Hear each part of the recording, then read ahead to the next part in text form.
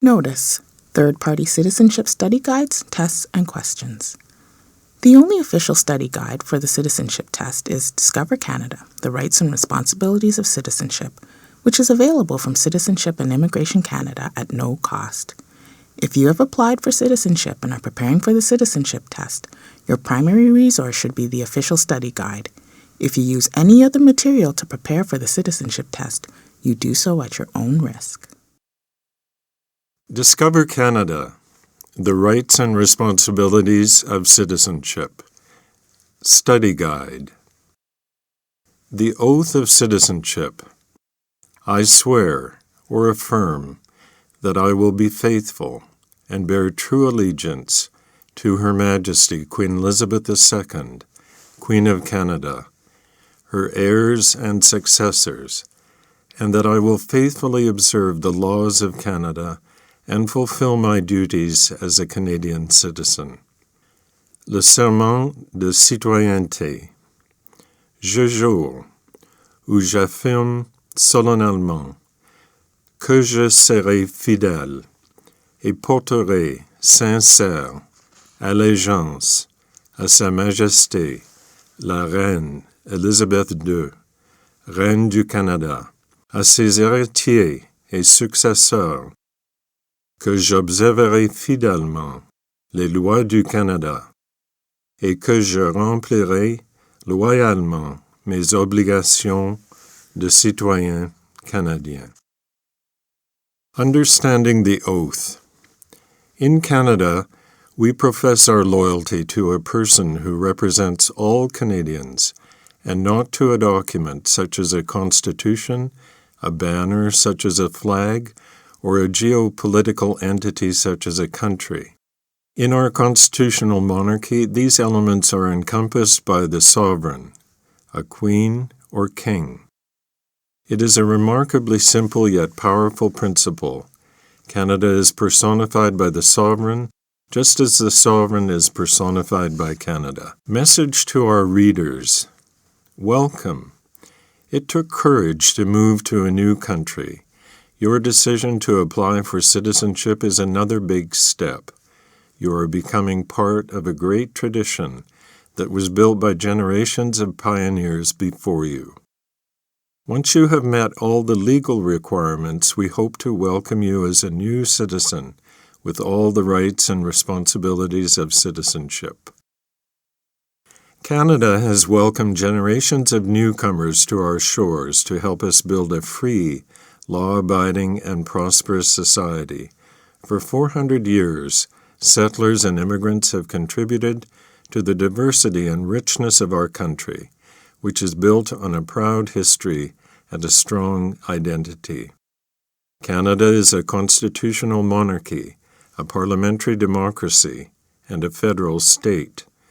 Canadians are bound together by a shared commitment to the rule of law and to the institutions of parliamentary government. Canadians take pride in their identity and have made sacrifices to defend their way of life. By coming to Canada and taking this important step towards Canadian citizenship, you are helping to write the continuing story of Canada. Immigrants between the ages of 18 and 54 must have adequate knowledge of English or French in order to become Canadian citizens. You must also learn about voting procedures, Canada's history, symbols, democratic institutions, geography, and the rights and responsibilities of citizenship. Canadian citizens enjoy many rights, but Canadians also have responsibilities. They must obey Canada's laws and respect the rights and freedoms of others. This guide will help you prepare to become a Canadian citizen. Good luck. For information about Citizenship and Immigration Canada, visit our website at www.cic.gc.ca.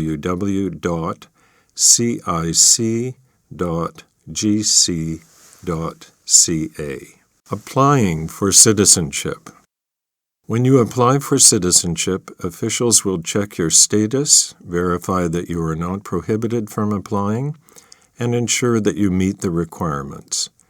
Your application may take several months.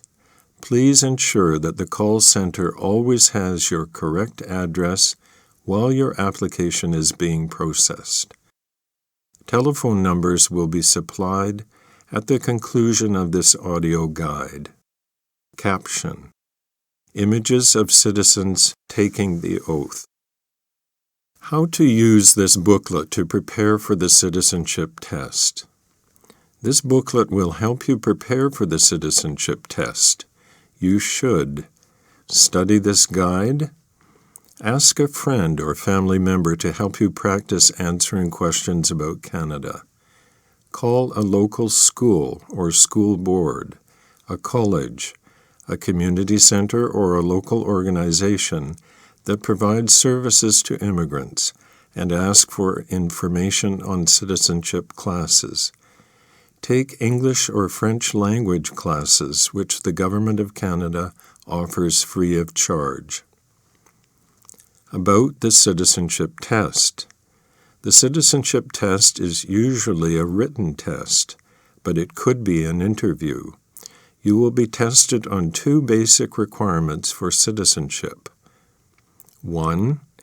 Knowledge of Canada and of the rights and responsibilities of citizenship, and 2. Adequate knowledge of English or French. Adult applicants 55 years of age and over do not need to write the citizenship test. The citizenship regulations provide information on how your ability to meet the Knowledge of Canada requirement is determined. Information about these regulations will be provided later in this audio guide. All the citizenship test questions are based on the subject areas noted in the citizenship regulations, and all required information is provided in this study guide. After the test.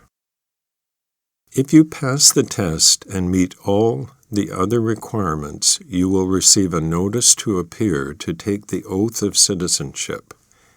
This document tells you the date, time, and place of your citizenship ceremony.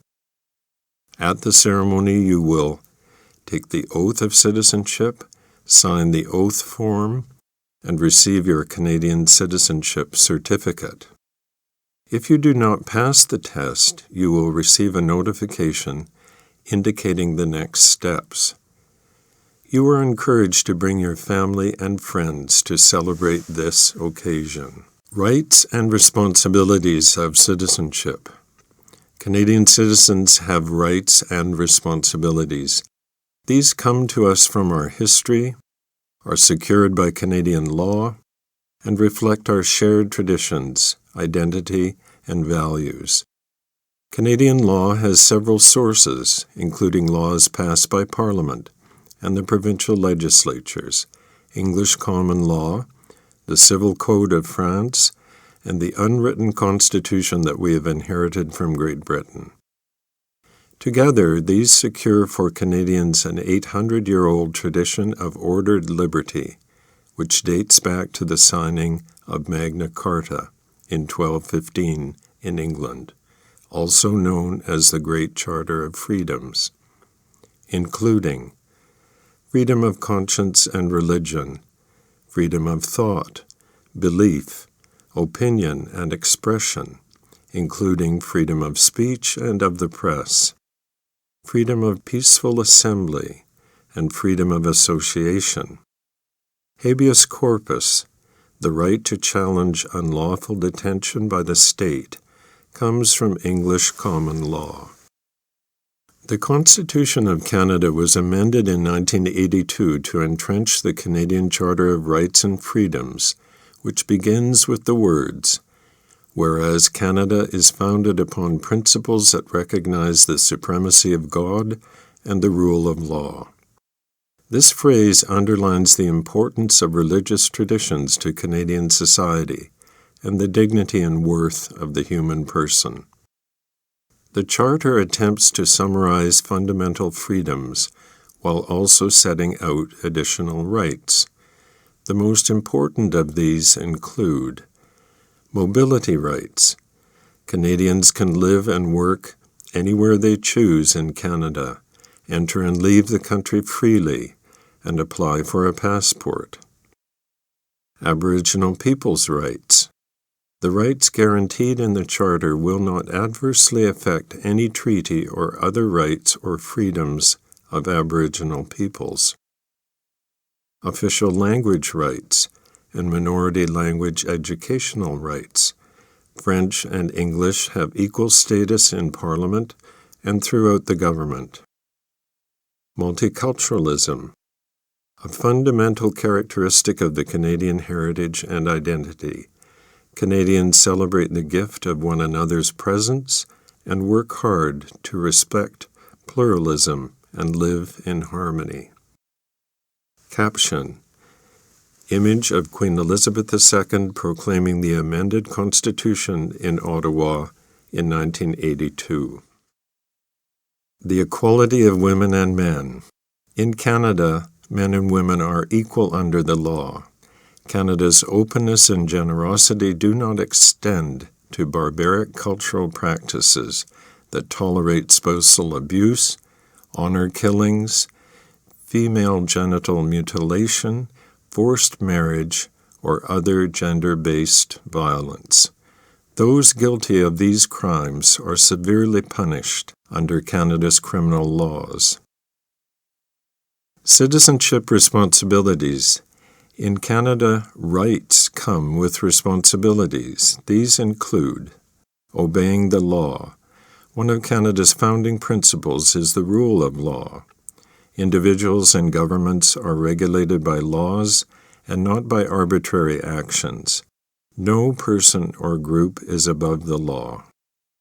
Taking responsibility for oneself and one's family, getting a job, taking care of one's family, and working hard in keeping with one's abilities are important Canadian values. Work contributes to personal dignity and self-respect, and to Canada's prosperity. Serving on a jury. When called to do so, you are legally required to serve. Serving on a jury is a privilege that makes the justice system work, as it depends on impartial juries made up of citizens. Voting in elections. The right to vote comes with a responsibility to vote in federal, provincial, or territorial and local elections. Helping others in the community.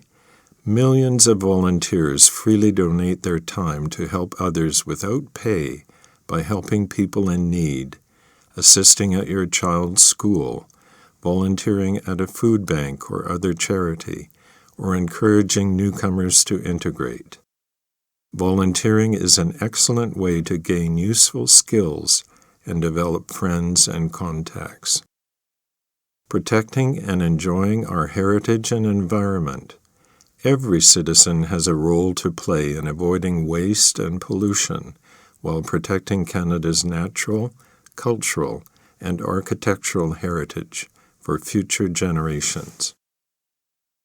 Defending Canada.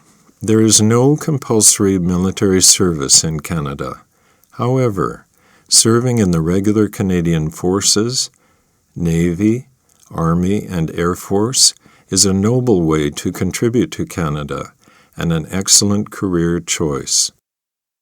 More information can be obtained online from the Canadian Forces website at www.forces.ca. You can serve in your local part-time Navy, militia, and air reserves and gain valuable experience, skills, and contacts.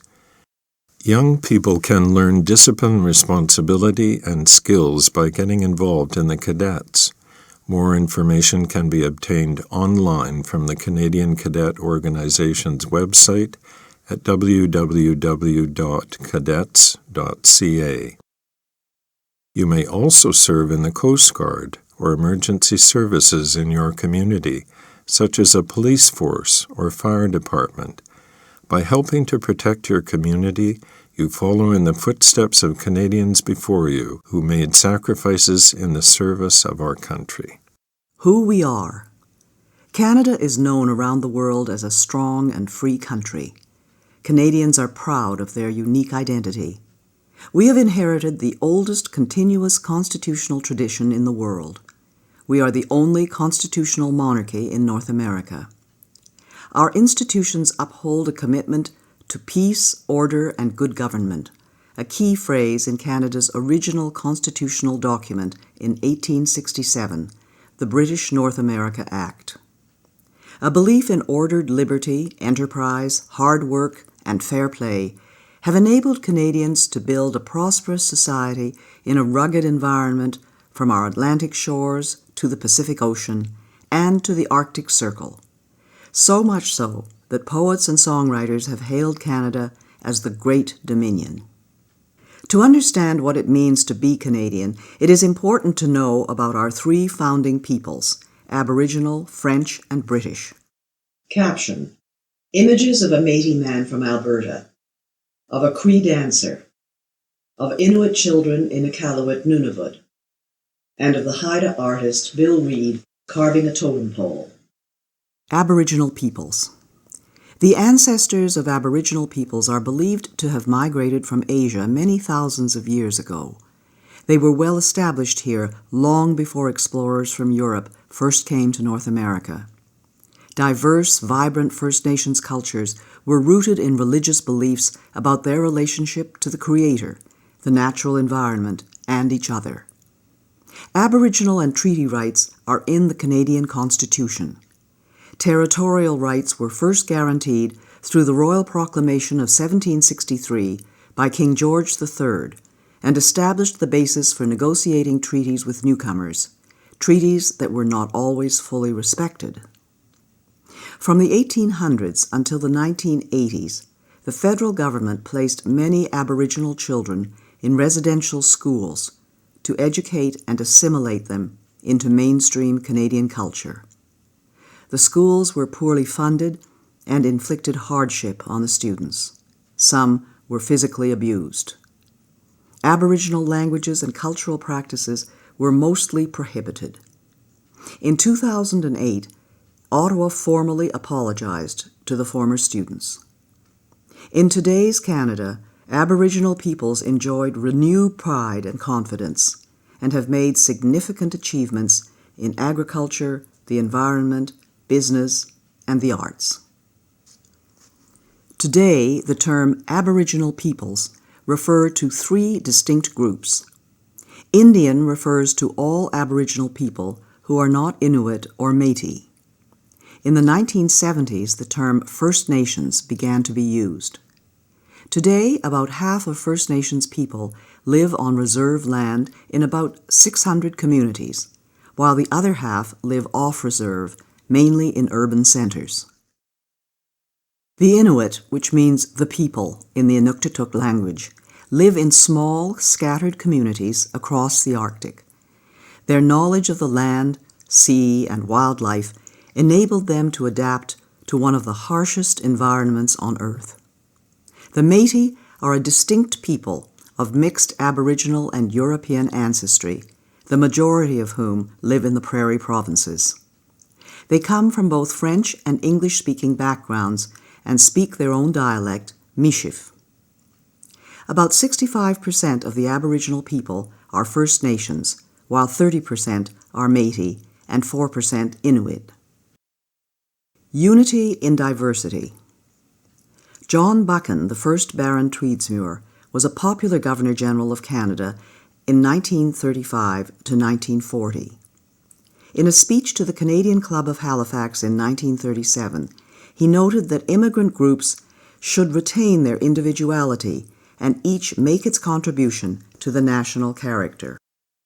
Each could learn from the other, and while they cherish their own special loyalties and traditions, they cherish not less that new loyalty and tradition which springs from their union.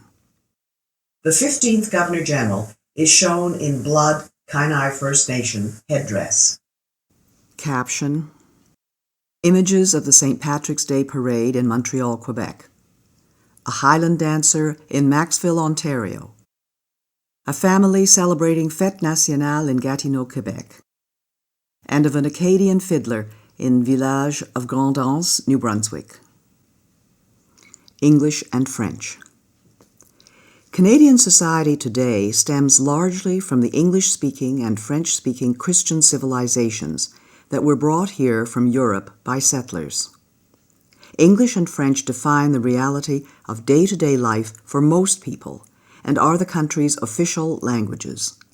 The federal government is required by law to provide services throughout Canada in English and French. Today, there are 18 million Anglophones, people who speak English as a first language, and 7 million Francophones, people who speak French as their first language. While the majority of Francophones live in the province of Quebec, 1 million Francophones live in Ontario, New Brunswick, and Manitoba, with a smaller presence in other provinces. New Brunswick is the only officially bilingual province. The Acadians are the descendants of French colonists who began settling in what are now the Maritime Provinces in 1604. Between 1755 and 1763, during the war between Britain and France, more than two-thirds of the Acadians were deported from their homeland. Despite this ordeal, known as the Great Upheaval, the Acadians survived and maintained their unique identity. Today, Acadian culture is flourishing and is a lively part of French-speaking Canada. Quebecers are the people of Quebec, the vast majority French-speaking.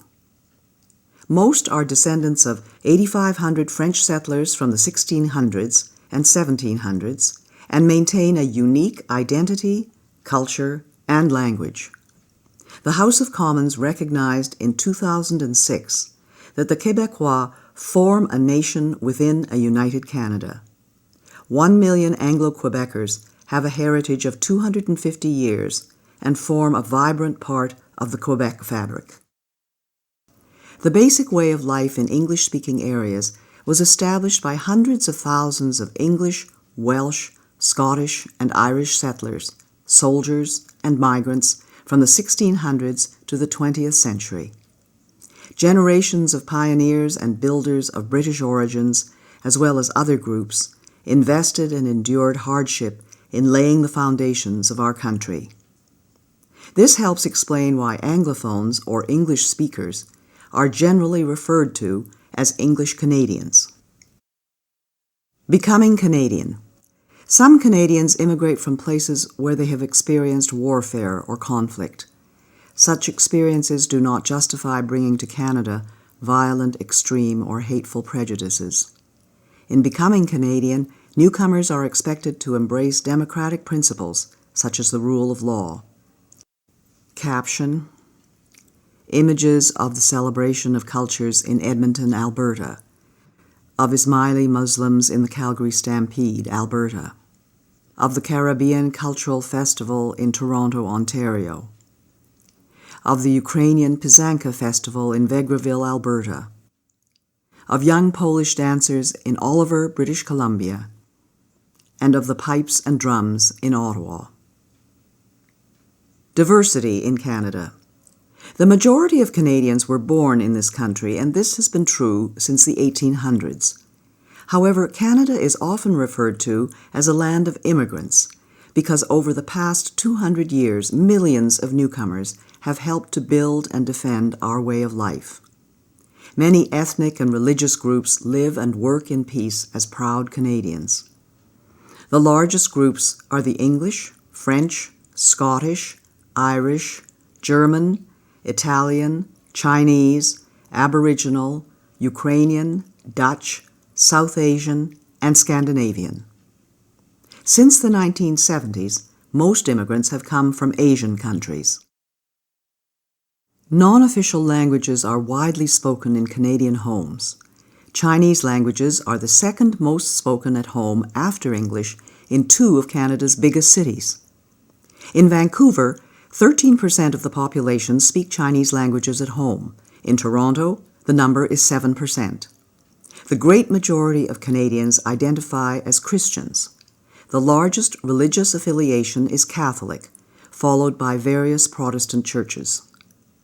The numbers of Muslims, Jews, Hindus, Sikhs, and members of other religions, as well as people who state no religion, are also growing. In Canada, the state has traditionally partnered with faith communities to promote social welfare, harmony, and mutual respect, to provide schools and health care, to resettle refugees, and to uphold religious freedom, religious expression, and freedom of conscience. Canada's diversity includes gay and lesbian Canadians who enjoy the full protection of and equal treatment under the law, including access to civil marriage. Together, these diverse groups sharing a common Canadian identity make up today's multicultural society. Caption: Images of Christmas in Gatineau, Chinese-Canadian war veterans, Notre-Dame-des-Victoires in Quebec City, and the Chinese New Year celebration in Vancouver.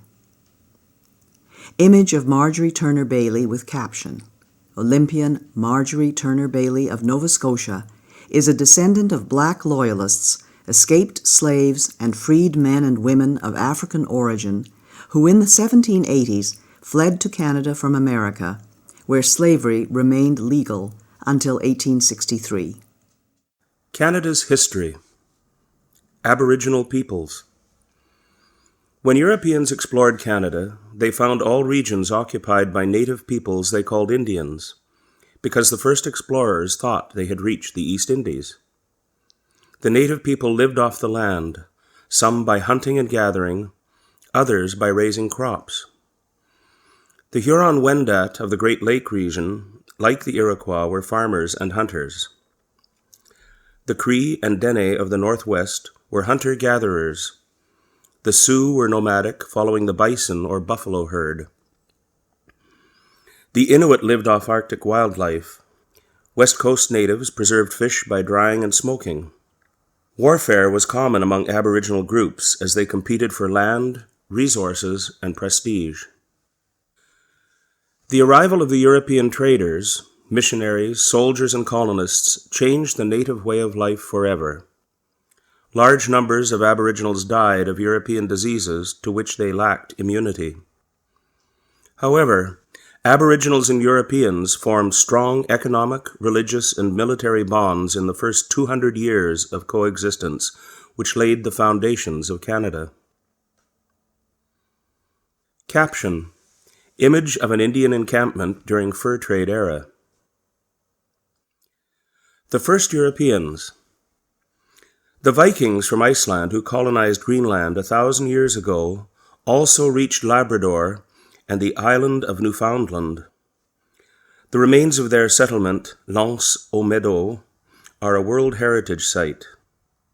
European exploration began in earnest in 1497 with the expedition of John Cabot, who was the first to draw a map of Canada's east coast.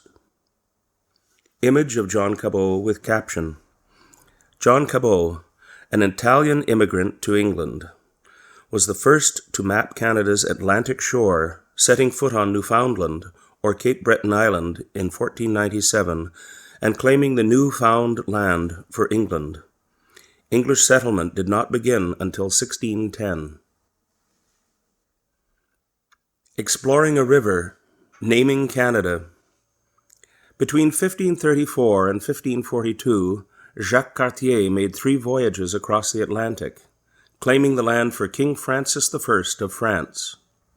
Cartier heard 2 captured guides speak the Iroquoian word Anata, meaning village. By the 1550s, the name of Canada began appearing on maps. Image of Jacques Cartier with caption: Jacques Cartier was the first European to explore the St. Lawrence River and to set eyes on present-day Quebec City and Montreal. Royal New France. In 1604, the first European settlement north of Florida was established by French explorers Pierre de Monts and Samuel de Champlain. First on St. Croix Island in present-day Maine, then at Port Royal in Acadia, present-day Nova Scotia. In 1608, Champlain built a fortress at what is now Quebec City. The colonists struggled against a harsh climate. Champlain allied the colony with the Algonquin, Montagnais, and Huron, historic enemies of the Iroquois, a confederation of 5, later 6, First Nations who battled with the French settlements for a century. The French and the Iroquois made peace in 1701. The French and Aboriginal people collaborated in the vast fur trade economy driven by the demand for beaver pelts in Europe. Outstanding leaders like Jean Talon, Bishop Laval, and Count Frontenac built a French empire in North America that reached from Hudson Bay to the Gulf of Mexico. Image of Count Frontenac with caption. Count Frontenac refused to surrender Quebec to the English in 1690, saying, "My only reply will be from the mouths of my cannons." Image of Pierre Le Moyne with caption. Pierre Le Moyne, Sieur d'Iberville, was a great hero of New France, winning many victories over the English from James Bay in the north to Navy in the Caribbean in the late 17th and early 18th centuries. Struggle for a continent. In 1670, King Charles II of England granted the Hudson's Bay Company exclusive trading rights over the watershed draining into Hudson Bay. For the next 100 years, the company competed with Montreal-based traders. The skilled and courageous men who traveled by canoe were called voyageurs and coureurs des bois, and formed strong alliances with First Nations. English colonies along the Atlantic seaboard dating from the early 1600s eventually became richer and more populous than New France. In the 1700s, France and Great Britain battled for control of North America. In 1759, the British defeated the French in the Battle of the Plains of Abraham at Quebec City, marking the end of France's empire in America. The commanders of both armies, Brigadier James Wolfe and the Marquis de Montcalm, were killed leading their troops in battle. The province of Quebec. Following the war, Great Britain renamed the colony the Province of Quebec. The French-speaking Catholic people, known as habitants or Canadiens, strove to preserve their way of life in the English-speaking Protestant-ruled British Empire. A tradition of accommodation. To better govern the French Roman Catholic majority, the British Parliament passed the Quebec Act of 1774. One of the constitutional foundations of Canada, the Quebec Act, accommodated the principles of British institutions to the reality of the province. It allowed religious freedom for Catholics and permitted them to hold public office, a practice not then allowed in Britain. The Quebec Act restored French civil law while maintaining British criminal law. Image of Sir Guy Carleton with caption. Sir Guy Carleton, also called Lord Dorchester, as governor of Quebec, defended the rights of the Canadiens, defeated an American military invasion of Quebec in 1775, and supervised the Loyalist migration to Nova Scotia and Quebec in 1782 and 83. United Empire Loyalists. In 1776, the 13 British colonies to the south of Quebec declared independence and formed the United States. North America was again divided by war. More than 40,000 people loyal to the Crown, called Loyalists, fled the oppression of the American Revolution to settle in Nova Scotia and Quebec. Joseph Brant led thousands of Loyalist Mohawk Indians into Canada. The Loyalists came from Dutch, German, British, Scandinavian, Aboriginal, and other origins, and from Presbyterian, Anglican, Baptist, Methodist, Jewish, Quaker, and Catholic religious backgrounds. About 3,000 black Loyalists, freedmen, and slaves came north seeking a better life. In turn, in 1792, some black Nova Scotians who were given poor land moved on to establish Freetown, Sierra Leone, West Africa, a new British colony for freed slaves. The beginnings of democracy. Democratic institutions developed gradually and peacefully. The first representative assembly was elected in Halifax, Nova Scotia in 1758. Prince Edward Island followed in 1773, New Brunswick in 1785. The Constitutional Act of 1791 divided the province of Quebec into Upper Canada, later Ontario, which was mainly Loyalist, Protestant and English-speaking, and Lower Canada, later Quebec, heavily Catholic and French-speaking. The Act also granted to the Canadas, for the first time, legislative assemblies elected by the people. The name Canada also became official at this time and has been used ever since. The Atlantic colonies and the two Canadas were known collectively as British North America. Image of the Assembly of Lower Canada with caption. The first elected Assembly of Lower Canada in Quebec City debates whether to use both French and English. January the 21st, 1793. Abolition of slavery. Slavery has existed all over the world, from Asia, Africa, and the Middle East to the Americas. The first movement to abolish the transatlantic slave trade emerged in the British Parliament in the late 1700s. In 1793, Upper Canada, led by Lieutenant Governor John Graves Simcoe, a Loyalist military officer, became the first province in the Empire to move toward abolition. In 1807, the British Parliament prohibited the buying and selling of slaves, and in 1833 abolished slavery throughout the Empire.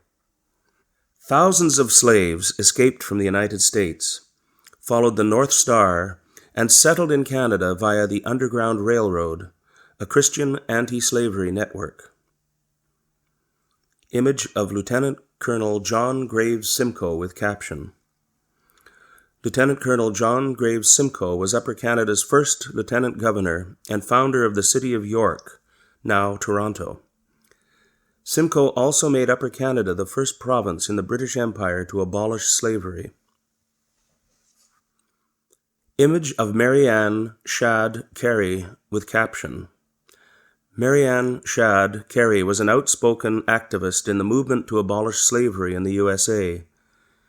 In 1853, she became the first woman publisher in Canada, helping to found and edit the Provincial Freeman, a weekly newspaper dedicated to anti-slavery, black immigration to Canada, temperance, urging people to drink less alcohol, and upholding British rule. A growing economy. The first companies in Canada were formed during the French and British regimes and competed for the fur trade. The Hudson's Bay Company, with French, British, and Aboriginal employees, came to dominate the trade in the Northwest, from Fort Garry, now Winnipeg, and Fort Edmonton, to Fort Langley near Vancouver and Fort Victoria, trading posts that later became cities. The first financial institutions opened in the late 18th and early 19th centuries. The Montreal Stock Exchange opened in 1832. For centuries, Canada's economy was based mainly on farming and on exporting natural resources such as fur, fish, and timber, transported by roads, lakes, rivers, and canals. The War of 1812, the fight for Canada. After the defeat of Napoleon Bonaparte's fleet in the Battle of Trafalgar in 1805, the Royal Navy ruled the waves. The British Empire, which included Canada, fought to resist Bonaparte's bid to dominate Europe. This led to American resentment at British interference with their shipping. Believing it would be easy to conquer Canada, the United States launched an invasion in June 1812. The Americans were mistaken. Canadian volunteers and First Nations, including Shawnee, led by Chief Tecumseh, supported British soldiers in Canada's defense. In July, Major General Sir Isaac Brock captured Detroit but was killed while defending against an American attack at Queenston Heights near Niagara Falls, a battle the Americans lost. In 1813, Lieutenant Colonel Charles de Salaberry and 460 soldiers mostly French Canadians, turned back 4,000 American invaders at Châteauguay, south of Montreal. In 1813, the Americans burned Government House and the Parliament buildings in York, now Toronto. In retaliation, in 1814, Major General Robert Ross led an expedition from Nova Scotia that burned down the White House and other public buildings in Washington, D.C. Ross died in battle soon afterwards and was buried in Halifax with full military honors. By 1814, the American attempt to conquer Canada had failed. The British paid for a costly Canadian defense system, including the citadels at Halifax and Quebec City, the naval dry dock at Halifax and Fort Henry at Kingston, today popular historic sites. The present-day Canada-USA border is partly an outcome of the War of 1812, which ensured that Canada would remain independent of the United States. Image of a Royal Navy frigate with caption, HMS Shannon, a Royal Navy frigate, leads the captured USS Chesapeake into Halifax Harbor, 1813. There were also naval battles on the Great Lakes. Image of Brock and Tecumseh with caption, Major General Sir Isaac Brock and Chief Tecumseh. Together, British troops, First Nations, and Canadian volunteers defeated an American invasion in 1812 to 1814.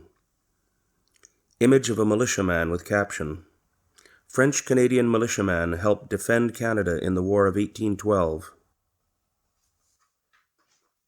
Image of the Duke of Wellington with caption, The Duke of Wellington sent some of his best soldiers to defend Canada in 1814. He then chose Bytown, Ottawa, as the end point of the Rideau Canal, part of a network of forts to prevent the USA from invading Canada again. Wellington, who defeated Napoleon in 1815, therefore played a direct role in founding the national capital. Image of Laura Secord with caption, In 1813, Laura Secord, pioneer wife and mother of 5 children, made a dangerous 19-mile or 30-kilometer journey on foot to warn Lieutenant James Fitzgibbon of a planned American attack. Her bravery contributed to victory at the Battle of Beaver Dams. She is recognized as a heroine to this day. Rebellions of 1837-1838.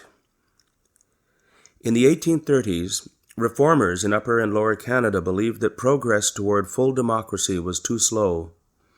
Some believed Canada should adopt American Republican values or even try to join the United States.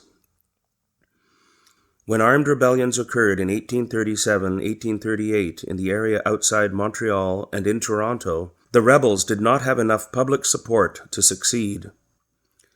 They were defeated by British troops and Canadian volunteers. A number of rebels were hanged or exiled. Some exiles later returned to Canada. Lord Durham, an English reformer sent to report on the rebellions, recommended that Upper and Lower Canada be merged and given responsible government. This meant that the ministers of the Crown must have the support of a majority of the elected representatives in order to govern.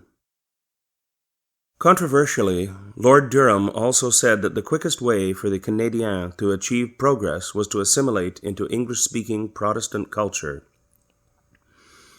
This recommendation demonstrated a complete lack of understanding of French Canadians, who sought to uphold the distinct identity of French Canada.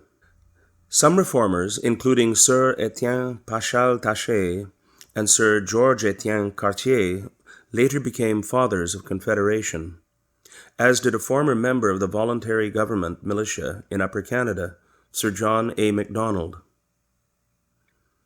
Responsible government. In 1840, Upper and Lower Canada were united as the province of Canada. Reformers such as Sir Louis Hippolyte Lafontaine and Robert Baldwin, in parallel with Joseph Howe in Nova Scotia, worked with British governors toward responsible government. The first British North American colony to attain full responsible government was Nova Scotia in 1847 to 1848. In 1848 and 1849, the Governor of United Canada, Lord Elgin, with encouragement from London, introduced responsible government. This is the system that we have today. If the government loses a confidence vote in the Assembly, it must resign. La Fontaine, a champion of democracy and French language rights, became the first leader of a responsible government in the Canadas. Image of Sir Louis Hippolyte La Fontaine with caption, Sir Louis Hippolyte La Fontaine, a champion of French language rights, became the first head of a responsible government, similar to a prime minister in Canada in 1849. Confederation. From 1864 to 1867, representatives of Nova Scotia, New Brunswick, and the province of Canada, with British support, worked together to establish a new country. These men are known as the Fathers of Confederation. They created two levels of government, federal and provincial. The old province of Canada was split into two new provinces, Ontario and Quebec, which together with New Brunswick and Nova Scotia formed the new country called the Dominion of Canada. Each province would elect its own legislature and have control of such areas as education and health. The British Parliament passed the British North America Act in 1867. The Dominion of Canada was officially born on July 1, 1867. Until 1982, July 1st was celebrated as Dominion Day to commemorate the day that Canada became a self-governing dominion. Today, it is officially known as Canada Day. Image of the Fathers of Confederation with caption, The Fathers of Confederation established the Dominion of Canada on July 1, 1867, the birth of the country that we know today.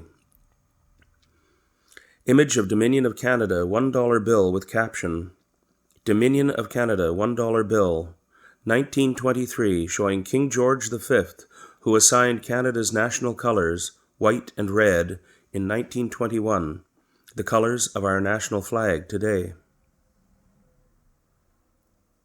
Dominion from sea to sea. Sir Leonard Tilley, an elected official and father of Confederation from New Brunswick, suggested the term Dominion of Canada in 1864. He was inspired by Psalm 72 in the Bible, which refers to dominion from sea to sea and from the river to the ends of the earth. This phrase embodied the vision of building a powerful, united, wealthy, and free country that spanned a continent. The title was written into the Constitution, was used officially for about 100 years, and remains part of our heritage today. Expansion of the Dominion. The following list identifies when the provinces and territories became part of Canada. 1867, Ontario, Quebec, Nova Scotia, and New Brunswick. 1870, Manitoba and the Northwest Territories. 1871, British Columbia. 1873, Prince Edward Island. 1880, the Arctic Islands were transferred to the Northwest Territories. 1898, the Yukon Territory. 1905, Alberta and Saskatchewan. 1949, Newfoundland and Labrador. 1999, Nunavut. Did you know? In the 1920s, some believed that the British West Indies, British territories in the Caribbean Sea, should become part of Canada. This did not occur, though Canada and Commonwealth Caribbean countries and territories enjoy close ties today. Canada's first Prime Minister. In 1867, Sir John Alexander Macdonald, a father of Confederation, became Canada's first Prime Minister. Born in Scotland on January 11, 1815, he came to Upper Canada as a child. He was a lawyer in Kingston, Ontario, a gifted politician, and a colorful personality. Parliament has recognized January the 11th as Sir John A. Macdonald Day. His portrait is on the $10 bill. Caption: Image of Sir John Macdonald. Sir Georges Etienne Cartier was the key architect of Confederation from Quebec. A railway lawyer, Montrealer, close ally of Macdonald and patriotic Canadien, Cartier led Quebec into Confederation and helped negotiate the entry of the Northwest Territories, Manitoba, and British Columbia into Canada. Challenge in the West. When Canada took over the vast Northwest region from the Hudson's Bay Company in 1869, the 12,000 Métis of the Red River were not consulted. In response, Louis Riel led an armed uprising and seized Fort Garry, the territorial capital. Canada's future was in jeopardy. How could the Dominion reach from sea to sea if it could not control the interior? Ottawa sent soldiers to retake Fort Garry in 1870. Riel fled to the United States, and Canada established a new province, Manitoba. Riel was elected to Parliament, but never took his seat. Later, as Métis and Indian rights were again threatened by westward settlement, a second rebellion in 1885 in present-day Saskatchewan led to Riel's trial and execution for high treason, a decision that was strongly opposed in Quebec. Riel is seen by many as a hero, a defender of Métis rights and the father of Manitoba. After the first Métis uprising, Prime Minister Macdonald established the Northwest Mounted Police in 1873 to pacify the West and assist in negotiations with the Indians.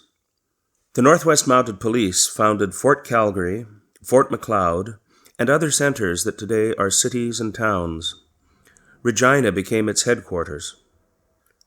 Today, the Royal Canadian Mounted Police, RCMP, or the Mounties, are the national police force and one of Canada's best-known symbols.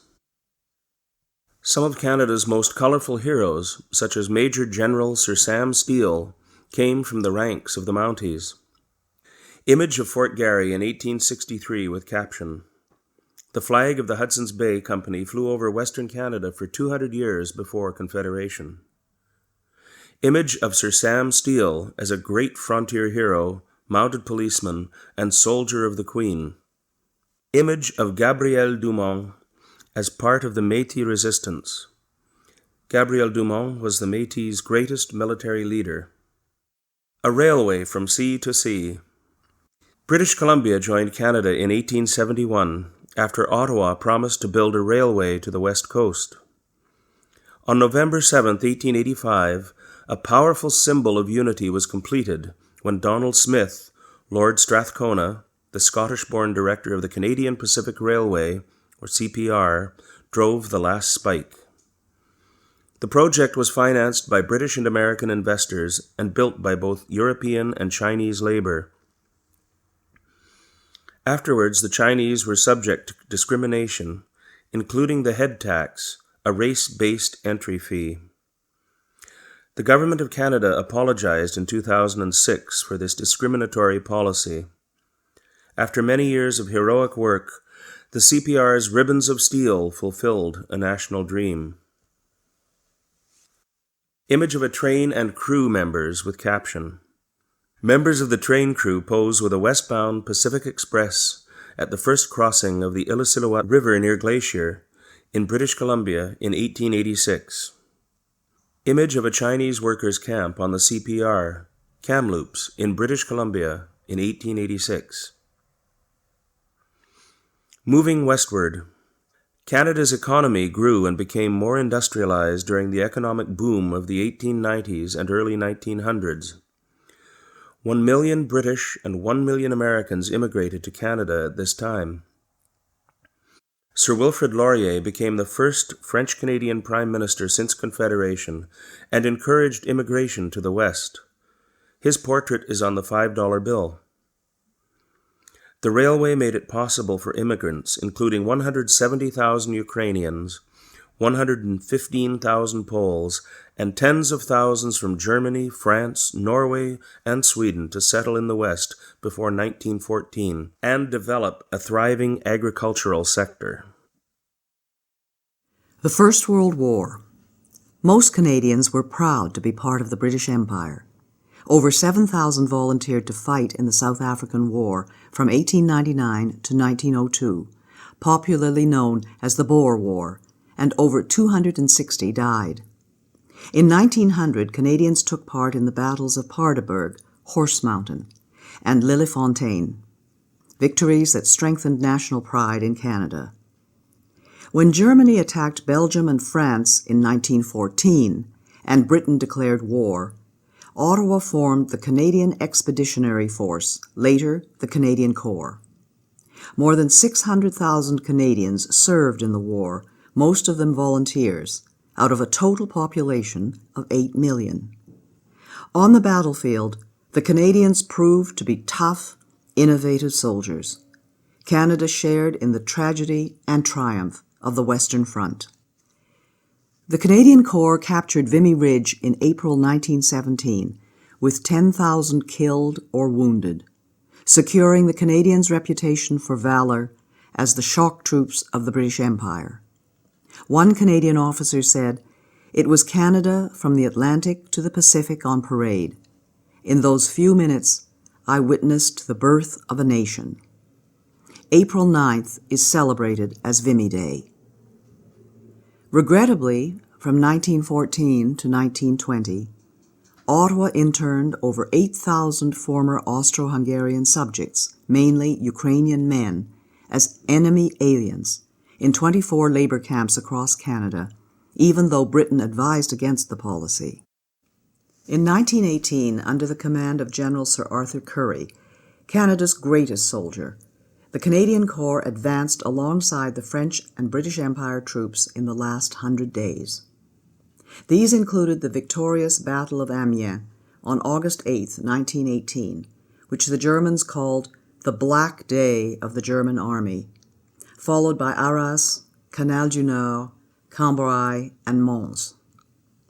With Germany and Austria's surrender, the war ended in the armistice on November 11, 1918. In total, 60,000 Canadians were killed and 170,000 wounded. The war strengthened both national and imperial pride, particularly in English Canada. Captions: Image of a sergeant, Fort Garry Horse of the Canadian Expeditionary Force in 1916. Image of Sir Arthur Currie, a reserve officer who became Canada's greatest soldier. Image of a cap badge with caption, "Maple Leaf Cap Badge from the First World War." Canada's soldiers began using the maple leaf in the 1850s. Image of the Vimy Memorial with caption, "The Vimy Memorial in France honors those who served and died in the Battle of Vimy Ridge on April 9, 1917, the first British victory of the First World War." Women get the vote. At the time of Confederation, the vote was limited to property-owning adult white males. This was common in most democratic countries at the time. The effort by women to achieve the right to vote is known as the women's suffrage movement. Its founder in Canada was Dr. Emily Stowe, the first Canadian woman to practice medicine in Canada. In 1916, Manitoba became the first province to grant voting rights to women. In 1917, thanks to the leadership of women such as Dr. Stowe and other suffragettes, the federal government of Sir Robert Borden gave women the right to vote in federal elections, first to nurses at the battlefront, then to women who were related to men in active wartime service. In 1918, most Canadian female citizens aged 21 and over were granted the right to vote in federal elections. In 1921, Agnes MacPhail, a farmer and teacher, became the first woman MP. Due to the work of Thérèse Casgrain and others, Quebec granted women the vote in 1940. Image of Agnes MacPhail.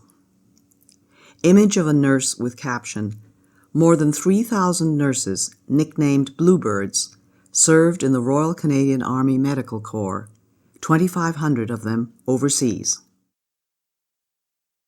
Canadians remember the sacrifices of our veterans and brave fallen in all wars up to the present day in which Canadians took part, each year on November 11th, Remembrance Day.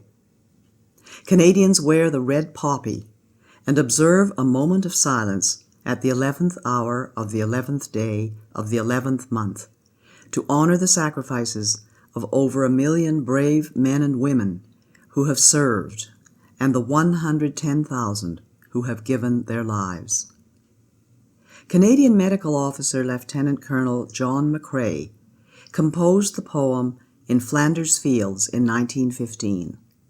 It is often recited on Remembrance Day.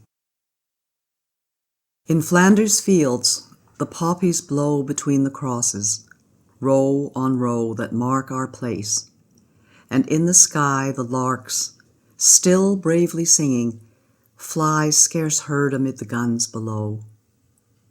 We are the dead. Short days ago we lived, felt dawn, saw sunset glow, loved and were loved, and now we lie in Flanders fields. Take up our quarrel with the foe. To you from failing hands we throw the torch. Be yours to hold it high. If ye break faith with us who die, we shall not sleep, though poppies grow in Flanders fields. Caption: Images of Canadian soldiers observing Remembrance Day. Of a Remembrance Day poppy. Of a Canadian War veteran. And of scouts holding a Remembrance Day wreath. Between the wars. After the First World War, the British Empire evolved into a free association of states known as the British Commonwealth of Nations.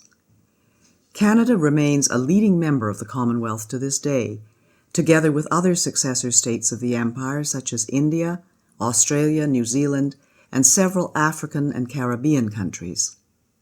The Roaring Twenties were boom times with prosperity for businesses and low unemployment. The stock market crash of 1929, however, led to the Great Depression, or the Dirty Thirties.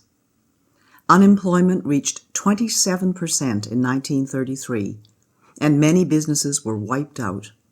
Farmers in Western Canada were hit hardest by low grain prices and a terrible drought. There was growing demand for the government to create a social safety net with minimum wages, a standard work week, and programs such as unemployment insurance. The Bank of Canada, a central bank to manage the money supply and bring stability to the financial system, was created in 1934. Immigration dropped, and many refugees were turned away, including Jews trying to flee Nazi Germany in 1939. Caption: Image of Phil Edwards with caption: Phil Edwards was a Canadian track and field champion. Born in British Guyana, he won bronze medals for Canada in the 1928, 1932, and 1936 Olympics, then graduated from McGill University Medical School. He served as a captain in the Canadian Army during the Second World War, and as a Montreal doctor, became an expert in tropical diseases. The D-Day invasion, June 6, 1944. In order to defeat Nazism and fascism, the Allies invaded Nazi-occupied Europe. Canadians took part in the liberation of Italy in 1943 to 1944. In the epic invasion of Normandy in northern France on June 6, 1944, known as D-Day, 15,000 Canadian troops stormed and captured Juno Beach from the German army, a great national achievement. Approximately 1 in 10 Allied soldiers on D-Day was Canadian. The Canadian Army liberated the Netherlands in 1944 to 1945 and helped force the German surrender of May 8, 1945, bringing to an end 6 years of war in Europe. Caption.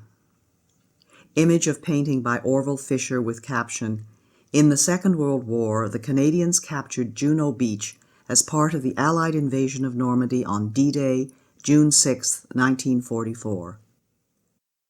The Second World War. The Second World War began in 1939 when Adolf Hitler, the National Socialist Nazi dictator of Germany, invaded Poland and conquered much of Europe. Canada joined with its democratic allies in the fight to defeat tyranny by force of arms.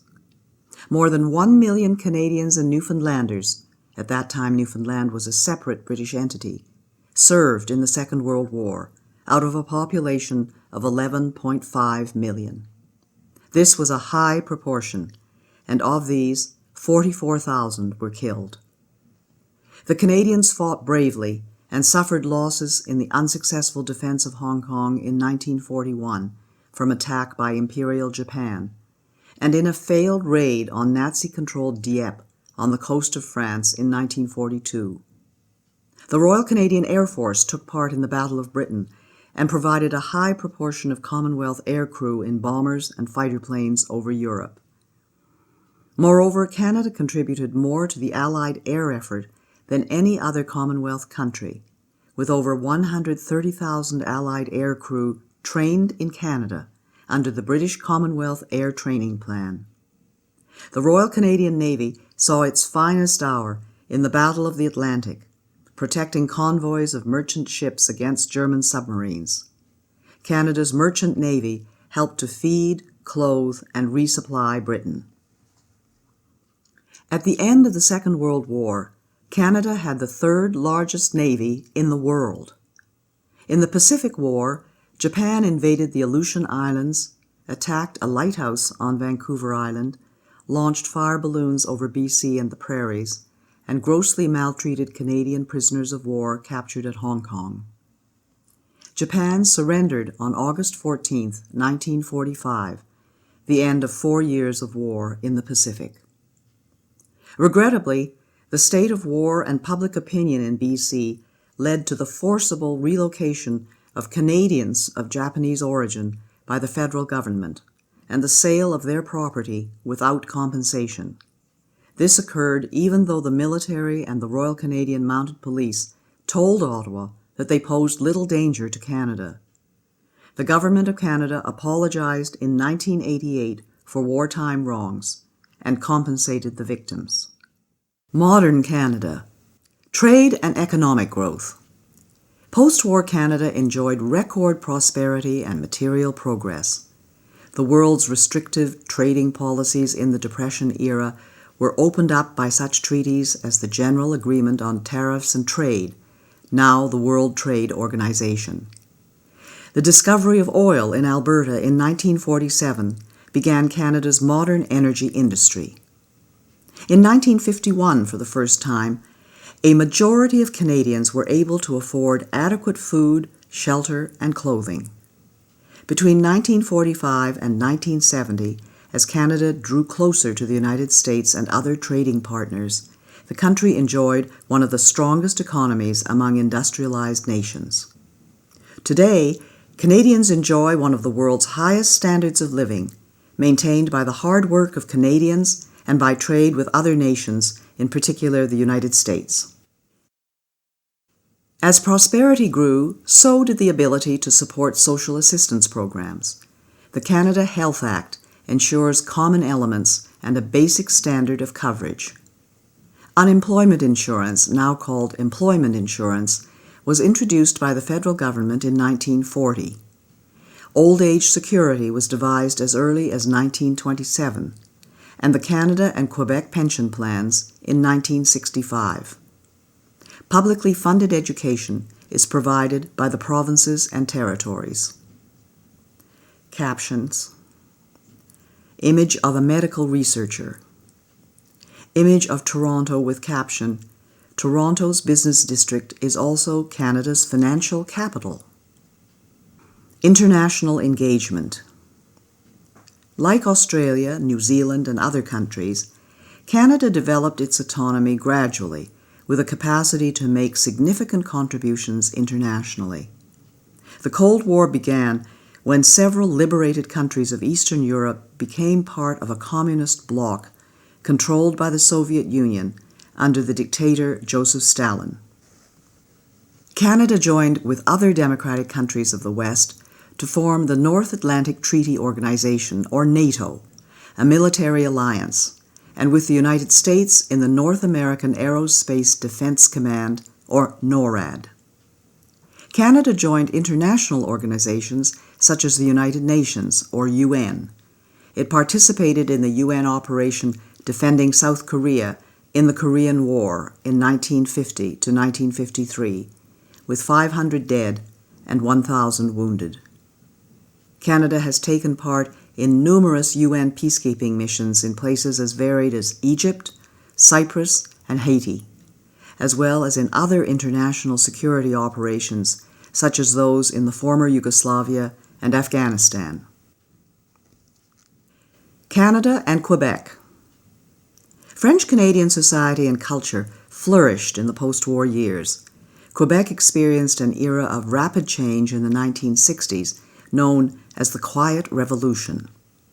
Many Quebecers sought to separate from Canada.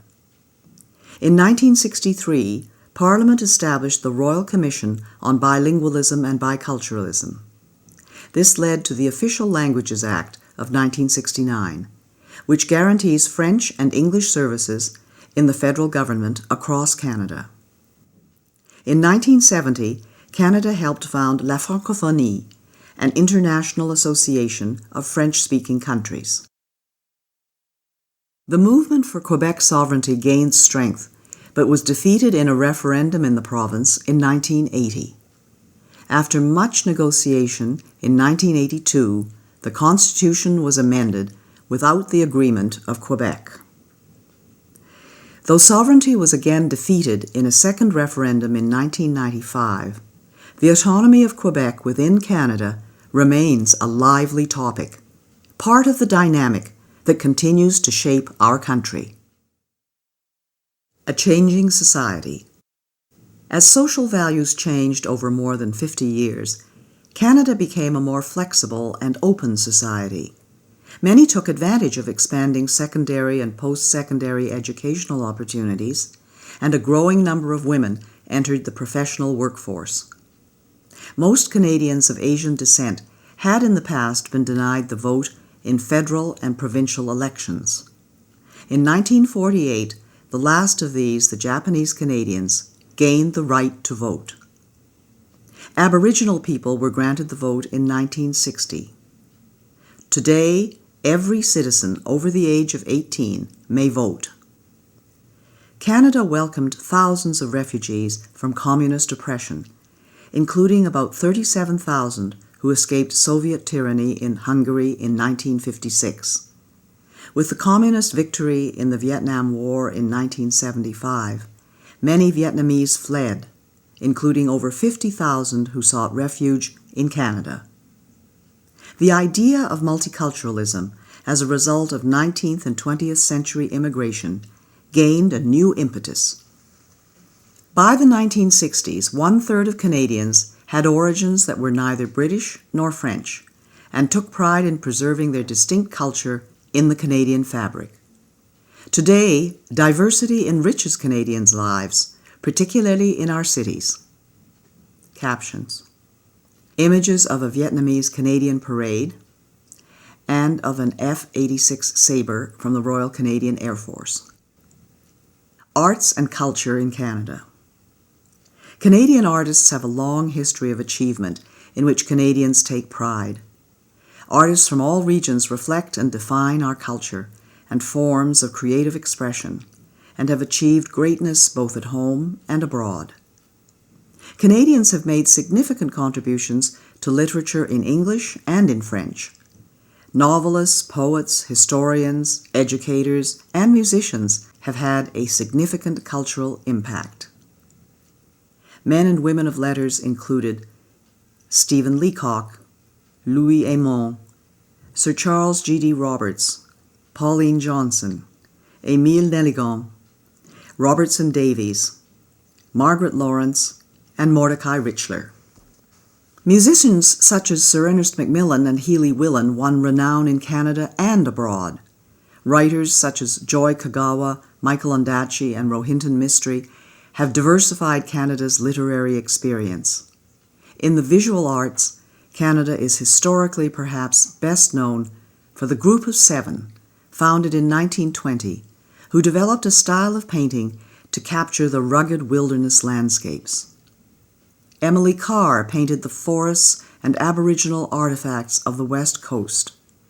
Les Automatistes of Quebec were pioneers of modern abstract art in the 1950s, most notably Jean-Paul Riopelle. Quebec's Louis-Philippe Hébert was a celebrated sculptor of historical figures. Kainayuk Achivak pioneered modern Inuit art with etchings, prints, and soapstone sculptures. Canada has a long and respected performing arts history, with a network of regional theatres and world-renowned performing arts companies. The films of Denis Arcand have been popular in Quebec and across the country and have won international awards. Other noteworthy Canadian filmmakers include Norman Jewison and Atta Magoyan. Canadian television has had a popular following. Captions: images of Cirque du Soleil and of Tom Thomson's painting The Jack Pine. Sports have flourished as all provinces and territories have produced amateur and professional star athletes and Olympic medal winners. Basketball was invented by Canadian James Naismith in 1891.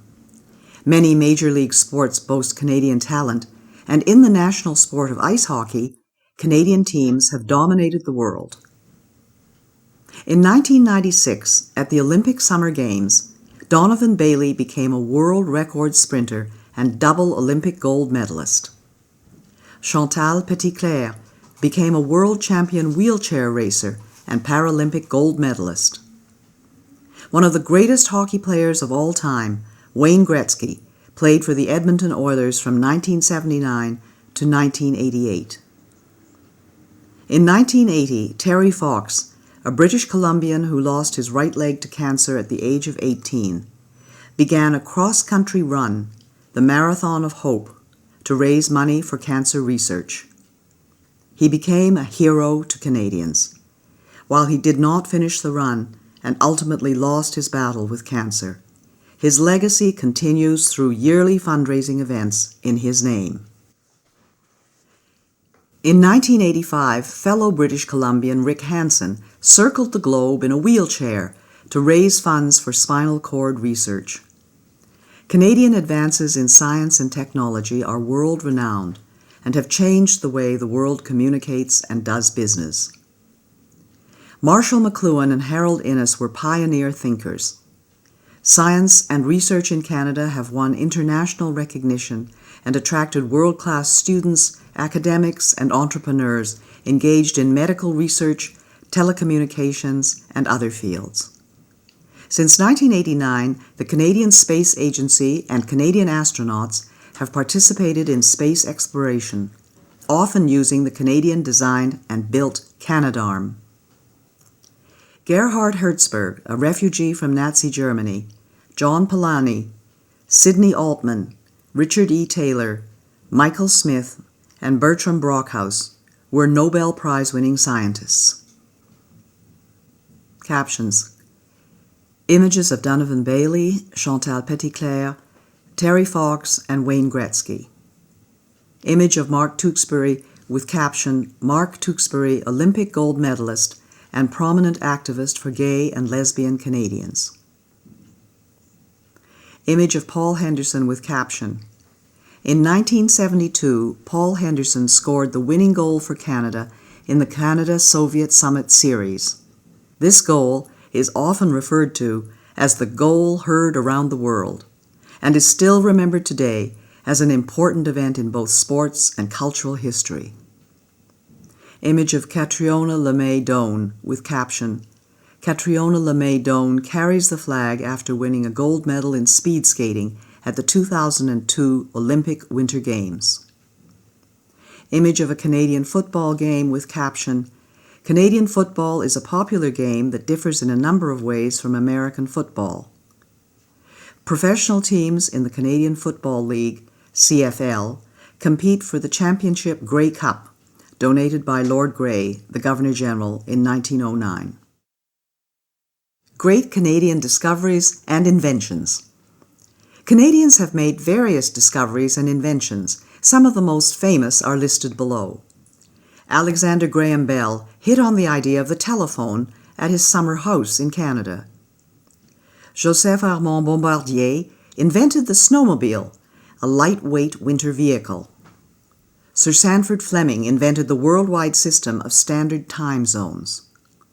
Matthew Evans and Henry Woodward together invented the first electric light bulb and later sold the patent to Thomas Edison, who more famously commercialized the light bulb. Reginald Fessenden contributed to the invention of radio, sending the first wireless voice message in the world. Dr. Wilder Penfield was a pioneering brain surgeon at McGill University in Montreal and was known as the greatest living Canadian. Dr. John A. Hopps invented the first cardiac pacemaker, used today to save the lives of people with heart disorders. Spar Aerospace and the National Research Council invented the Canadarm, a robotic arm used in outer space. Mike Lazaradis and Jim Balsillie of Research in Motion, a wireless communications company known for its most famous invention, the BlackBerry. Caption: Image of Canadian scientific innovation at work with Canadarm2. Image of Sir Frederick Banting with caption: Sir Frederick Banting of Toronto and Charles Best discovered insulin, a hormone to treat diabetes that has saved 16 million lives worldwide. Want to learn more about Canada's history? Visit a museum or national historic site.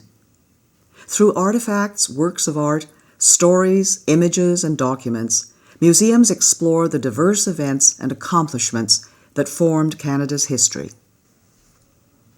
Museums can be found in almost every city and town across Canada. National historic sites are located in all provinces and territories and include such diverse places as battlefields, archaeological sites, buildings, and sacred spaces. To find a museum or national historic site in your community or region, visit the websites of the Virtual Museum of Canada and Parks Canada listed at the end of this guide. The prosperity and diversity of our country depend on all Canadians working together to face challenges of the future. In seeking to become a citizen, you are joining a country that with your active participation will continue to grow and thrive. How will you make your contribution to Canada? How Canadians govern themselves. There are three key facts about Canada's system of government. Our country is a federal state, a parliamentary democracy, and a constitutional monarchy. Caption: Image of Queen Elizabeth II during the opening of the Parliament in 1957. Image of the Parliament Hill in Ottawa. Federal state. There are federal, provincial, territorial, and municipal governments in Canada. The responsibilities of the federal and provincial governments were defined in 1867 in the British North America Act, now known as the Constitution Act, 1867. In our federal state, the federal government takes responsibility for matters of national and international concern. These include defense, foreign policy, interprovincial trade and communications, currency, navigation, criminal law, and citizenship. The provinces are responsible for municipal government, education, health, natural resources, property and civil rights, and highways. The federal government and the provinces share jurisdiction over agriculture and immigration. Federalism allows different provinces to adopt policies tailored to their own populations, and gives provinces the flexibility to experiment with new ideas and policies. Every province has its own elected legislative assembly, like the House of Commons in Ottawa. The three northern territories, which have small populations, do not have the status of provinces, but their governments and assemblies carry out many of the same functions. Parliamentary democracy. In Canada's parliamentary democracy, the people elect members to the House of Commons in Ottawa and to the provincial and territorial legislatures. These representatives are responsible for passing laws, approving and monitoring expenditures, and keeping the government accountable. Cabinet ministers are responsible to the elected representatives, which means they must retain the confidence of the House and have to resign if they are defeated in a non-confidence vote. Parliament has three parts: the sovereign, a queen or king, the Senate, and the House of Commons. Provincial legislatures comprise the lieutenant governor and the elected assembly. In the federal government, the Prime Minister selects the cabinet ministers and is responsible for the operations and policy of the government. The House of Commons is the representative chamber made up of members of Parliament elected by the people, traditionally every 4 years. Senators are appointed by the Governor-General on the advice of the Prime Minister and serve until age 75. Both the House of Commons and the Senate consider and review bills, which are proposals for new laws. No bill can become law in Canada until it has been passed by both chambers and has received royal assent, granted by the Governor-General on behalf of the sovereign. Living in a democracy, Canadian citizens have the right and the responsibility to participate in making decisions that affect them. It is important for Canadians aged 18 or more to participate in their democracy by voting in federal, provincial, or territorial and municipal elections. The following are the steps for the legislative process in Canada, or how a bill becomes law. Step 1 is called first reading. The bill is considered read for the first time and is printed. Step 2 is called second reading. In this step, members debate the bill's principle. Step 3 is the committee stage. At this stage, committee members study the bill clause by clause. Step 4 is the report stage. At this stage, members can make other amendments to the bill. Step 5 is called the third reading. At this stage, members debate and vote on the bill. Step 6 is the Senate stage. The bill will follow a similar process in the Senate. Step 7 is called royal assent. The bill receives royal assent after being passed by both houses. Constitutional monarchy. As a constitutional monarchy, Canada's head of state is a hereditary sovereign, a queen or king, who reigns in accordance with the Constitution, the rule of law. The sovereign is a part of Parliament, playing an important non-partisan role as the focus of citizenship and allegiance, most visibly during royal visits to Canada. Her Majesty is a symbol of Canadian sovereignty, a guardian of constitutional freedoms, and a reflection of our history. The royal family's example of lifelong service to the community is an encouragement for citizens to give their best to their country. As head of the Commonwealth, the sovereign links Canada to 53 other nations that cooperate to advance social, economic, and cultural progress. Other constitutional monarchies include Denmark, Norway, Sweden, Australia, New Zealand, the Netherlands, Spain, Thailand, Japan, Jordan, and Morocco.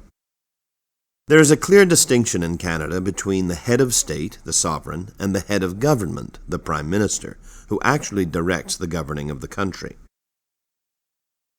The sovereign is represented in Canada by the Governor-General, who is appointed by the sovereign on the advice of the Prime Minister, usually for 5 years. In each of the 10 provinces, the sovereign is represented by the Lieutenant Governor, who is appointed by the Governor-General on the advice of the Prime Minister, also normally for 5 years. The interplay between the 3 branches of governments, the executive, legislative, and judicial, which work together but also sometimes in creative tension, helps to secure the rights and freedoms of Canadians. Each provincial and territorial government has an elected legislature where provincial and territorial laws are passed. Depending on the province or territory, the members of the legislature are called members of the Legislative Assembly, or MLAs, members of the National Assembly, or MNAs, members of the Provincial Parliament, or MPPs, or members of the House of Assembly, or MHAs. In each province, the Premier has a role similar to that of the Prime Minister in the federal government, just as the Lieutenant Governor has a role similar to that of the Governor-General. In the three territories, the Commissioner represents the federal government and plays a ceremonial role. Caption: Image of the Governor-General David Johnston, Canada's 28th Governor-General since the Confederation. Canada's system of government. Parliament is comprised of three elements: the Sovereign, who is represented in Canada by the Governor-General, the Senate, which is appointed on the Prime Minister's recommendation, and the House of Commons, which is elected by voters. The three branches of government are the executive branch, the legislative branch, and the judicial branch. The executive branch consists of the Prime Minister and the Cabinet. The legislative branch consists of the Parliament. The judicial branch consists of the different levels of courts in Canada. At the highest level, there is the Supreme Court of Canada, which consists of 9 judges that are appointed by the Governor-General. The Federal Court of Canada and the provincial courts are also part of the judiciary. Federal elections. Canadians vote in elections for the people they want to represent them in the House of Commons. In each election, voters may re-elect the same members of the House of Commons or choose new ones. Members of the House of Commons are also known as Members of Parliament, or MPs. Under legislation passed by Parliament, federal elections must be held on the third Monday in October every 4 years following the most recent general election. The Prime Minister may ask the Governor-General to call an earlier election. Canada is divided into 308 electoral districts, also known as ridings or constituencies. An electoral district is a geographical area represented by a Member of Parliament, or MP. The citizens in each electoral district elect one MP who sits in the House of Commons to represent them, as well as all Canadians. Canadian citizens who are 18 years old or older may run in a federal election. The people who run for office are called candidates. There can be many candidates in an electoral district. The people in each electoral district vote for the candidate and political party of their choice. The candidate who receives the most votes becomes the MP for that electoral district. Voting. One of the privileges of Canadian citizenship is the right to vote. You are eligible to vote in a federal election or cast a ballot in a federal referendum if you are a Canadian citizen and at least 18 years old on voting day and on the voters list. The voters list used during federal elections and referendums are produced from the National Register of Electors by a neutral agency of Parliament called Elections Canada. This is a permanent database of Canadian citizens 18 years of age or older who are qualified to vote in federal elections and referendums. Once an election has been called, Elections Canada mails a voter information card to each elector whose name is in the National Register of Electors. The card lists when and where you vote and the number to call if you require an interpreter or other special services.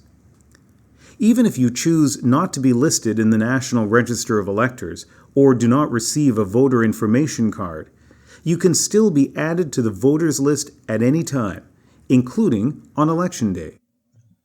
To vote either on Election Day or at advance polls, go to the polling station listed on your voter information card. Caption: Image of the House of Commons chamber. Secret ballot. Canadian law secures the right to a secret ballot.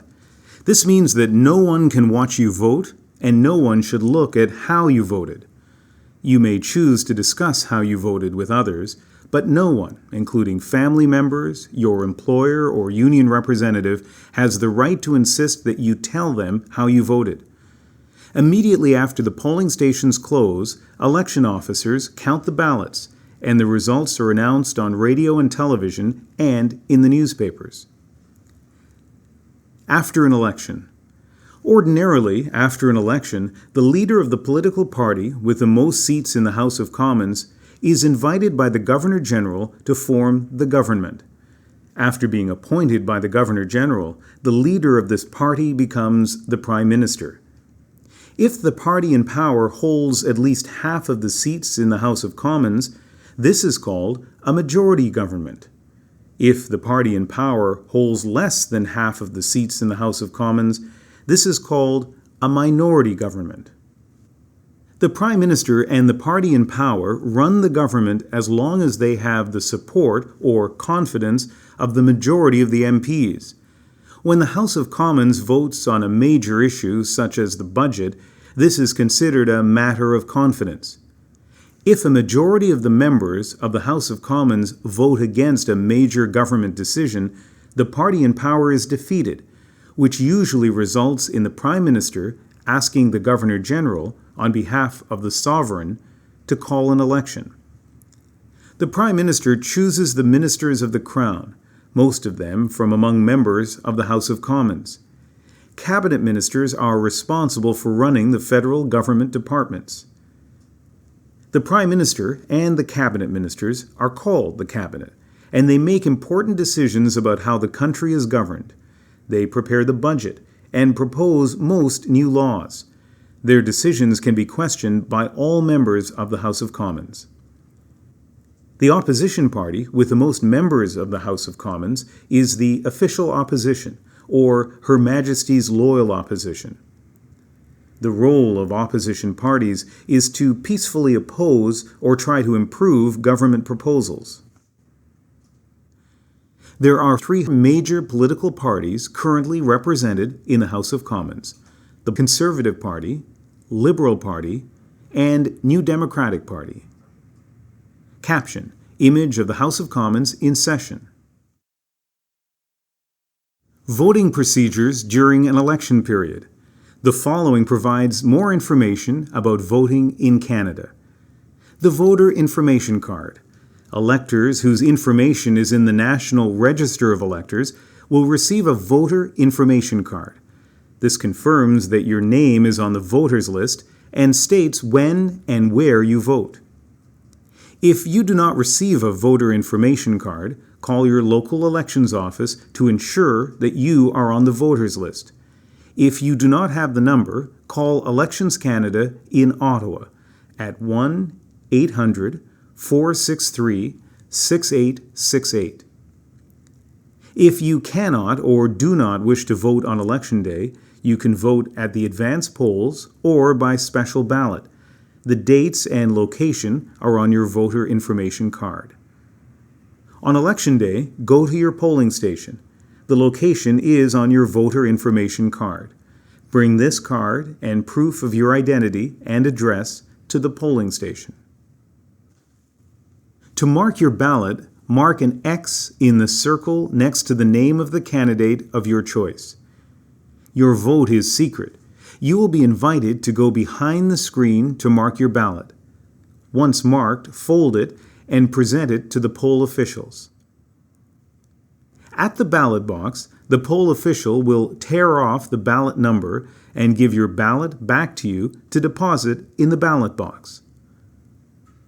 When the polls close, every ballot is counted and the results are made public. You can see the results on television or on the Elections Canada website, www.elections.ca. Other levels of government in Canada. Local or municipal government plays an important role in the lives of our citizens.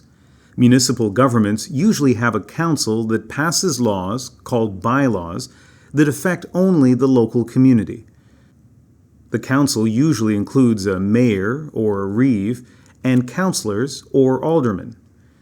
Municipalities are normally responsible for urban or regional planning, streets and roads, sanitation, such as garbage removal, snow removal, firefighting, ambulance, and other emergency services, recreation facilities, public transit, and some local health and social services.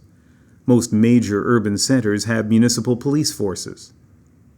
Provincial, territorial, and municipal elections are held by secret ballot, but the rules are not the same as those for federal elections.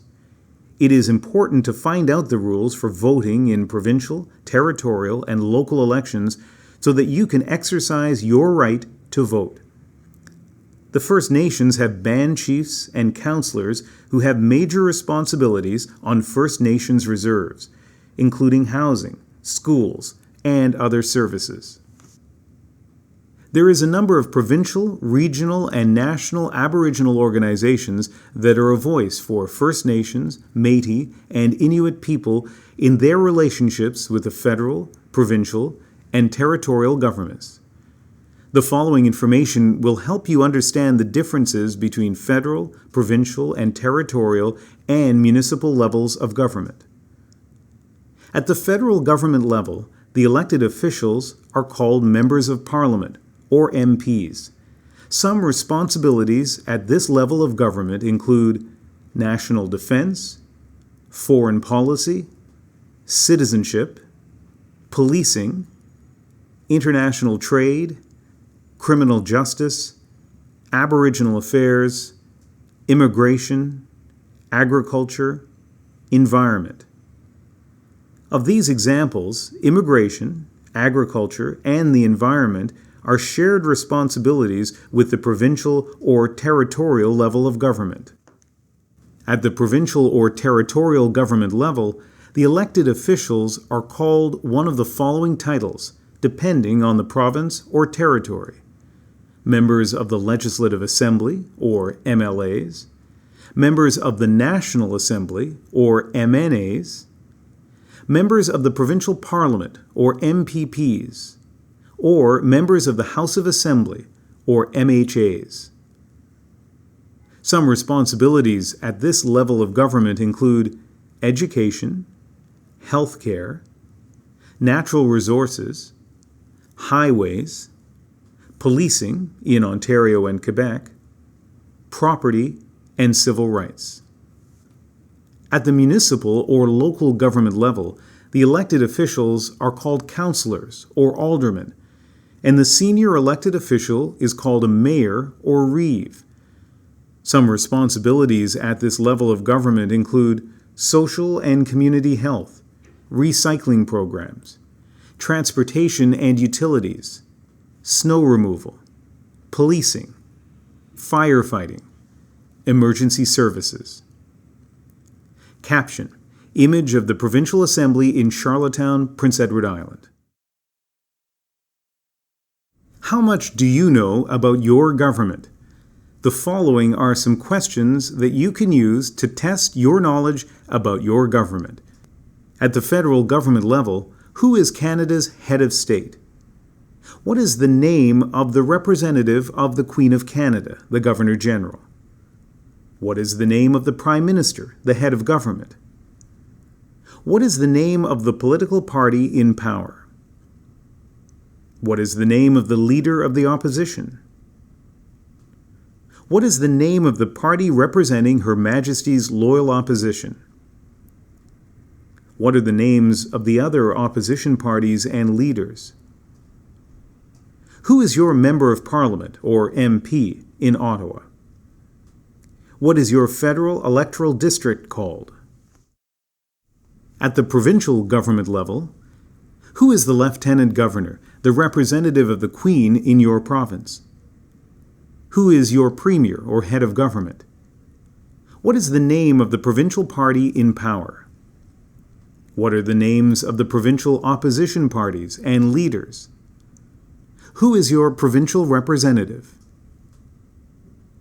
At the territorial government level, what is the name of the commissioner who represents the federal government in your territory? What is the name of the premier? What is the name of your territorial representative? At the municipal government level, what is the name of the municipality where you live? Who is the head of the municipal government, mayor or reeve? Caption: Image of the Quebec City Hall, constructed in 1895 to 1896. The justice system. The Canadian justice system guarantees everyone due process under the law. Our judicial system is founded on the presumption of innocence in criminal matters, meaning everyone is innocent until proven guilty. Canada's legal system is based on a heritage that includes the rule of law, freedom under the law, democratic principles, and due process. Due process is the principle that the government must respect all of the legal rights a person is entitled to under the law. Canada is governed by an organized system of laws. These laws are the written rules intended to guide people in our society. They are made by elected representatives. The courts settle disputes and the police enforce the laws. The law in Canada applies to everyone, including judges, politicians, and the police. Our laws are intended to provide order in society and a peaceful way to settle disputes and to express the values and beliefs of Canadians. Caption: Image of the scales of justice from the Vancouver Law Courts, with the caption, "The blindfolded Lady Justice symbolizes the impartial manner in which our laws are administered, blind to all considerations but the facts." Caption: Image of a border guard with a sniffer dog inspecting the trunk of a car at the Canada-US border. Courts. The Supreme Court of Canada is our country's highest court. The Federal Court of Canada deals with matters concerning the federal government. In most provinces, there is an appeal court and a trial court, sometimes called the Court of Queen's Bench or the Supreme Court. There are also provincial courts for lesser offenses, family courts, traffic courts, and small claims courts for civil cases involving small sums of money. Police. The police are there to keep people safe and to enforce the law. You can ask the police for help in all kinds of situations. If there's been an accident, if someone has stolen something from you, if you're a victim of assault, if you see a crime taking place, or if someone you know has gone missing. There are different types of police in Canada. There are provincial police forces in Ontario and Quebec, and municipal police departments in all provinces. The Royal Canadian Mounted Police, or RCMP, enforce federal laws throughout Canada and serve as the provincial police in all provinces and territories except Ontario and Quebec, as well as in some municipalities. Remember, the police are there to help you. You can also question the police about their service or conduct if you feel you need to. Almost all police forces in Canada have a process by which you can bring your concerns to the police and seek action. Getting legal help. Lawyers can help you with legal problems and act for you in court. If you cannot pay for a lawyer, in most communities there are legal aid services available free of charge or at a low cost. Captions. Image of jury benches. Image of a police constable helping a young boy. Image of a prison with caption, "Prisons have an essential role in punishing criminals and deterring crime." Canadian symbols. Canada has many important symbols, objects, events, and people that have special meaning. Together, they help explain what it means to be Canadian and express our national identity. Important Canadian symbols have been discussed throughout this booklet. The Canadian Crown. The Crown has been a symbol of the state in Canada for 400 years. Canada has been a constitutional monarchy in its own right since Confederation in 1867 during Queen Victoria's reign. Queen Elizabeth II, who has been Queen of Canada since 1952, marked her Golden Jubilee in 2002 and celebrates her Diamond Jubilee, or 60 years as sovereign, in 2012. The Crown is a symbol of government, including Parliament, the legislatures, the courts, police services, and the Canadian Forces. Caption. Image of the Mace of the House of Commons in Ottawa.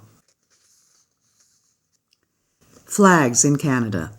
A new Canadian flag was raised for the first time in 1965. The red-white-red pattern comes from the flag of the Royal Military College, Kingston, founded in 1876. Red and white had been colors of France and England since the Middle Ages, and the national colors of Canada since 1921. The Union Jack is our official royal flag. The Canadian red ensign served as the Canadian flag for about 100 years. The provinces and territories also have flags that embody their distinct traditions. Captions. Image of the Canadian flag of 1965.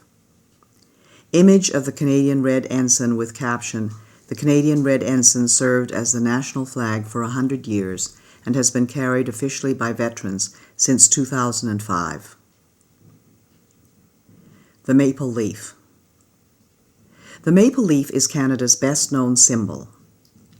Maple leaves were adopted as a symbol by French Canadians in the 1700s, have appeared on Canadian uniforms and insignia since the 1850s, and are carved into the headstones of our fallen soldiers buried overseas and in Canada.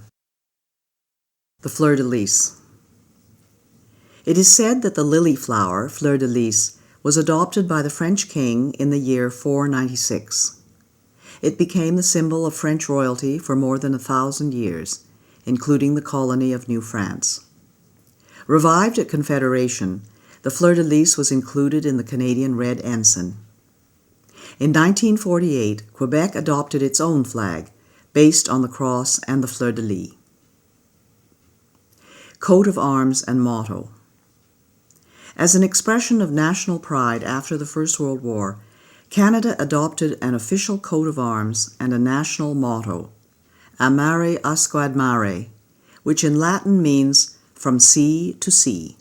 The arms contain symbols of England, France, Scotland, and Ireland, as well as red maple leaves. Today the arms can be seen on dollar bills, government documents, and public buildings. Caption. Image of the Royal Arms of Canada and of the Parliament. Image of the snowbirds with caption, "The snowbirds are a Canadian icon." The image shows 431 Air Demonstration Squadron.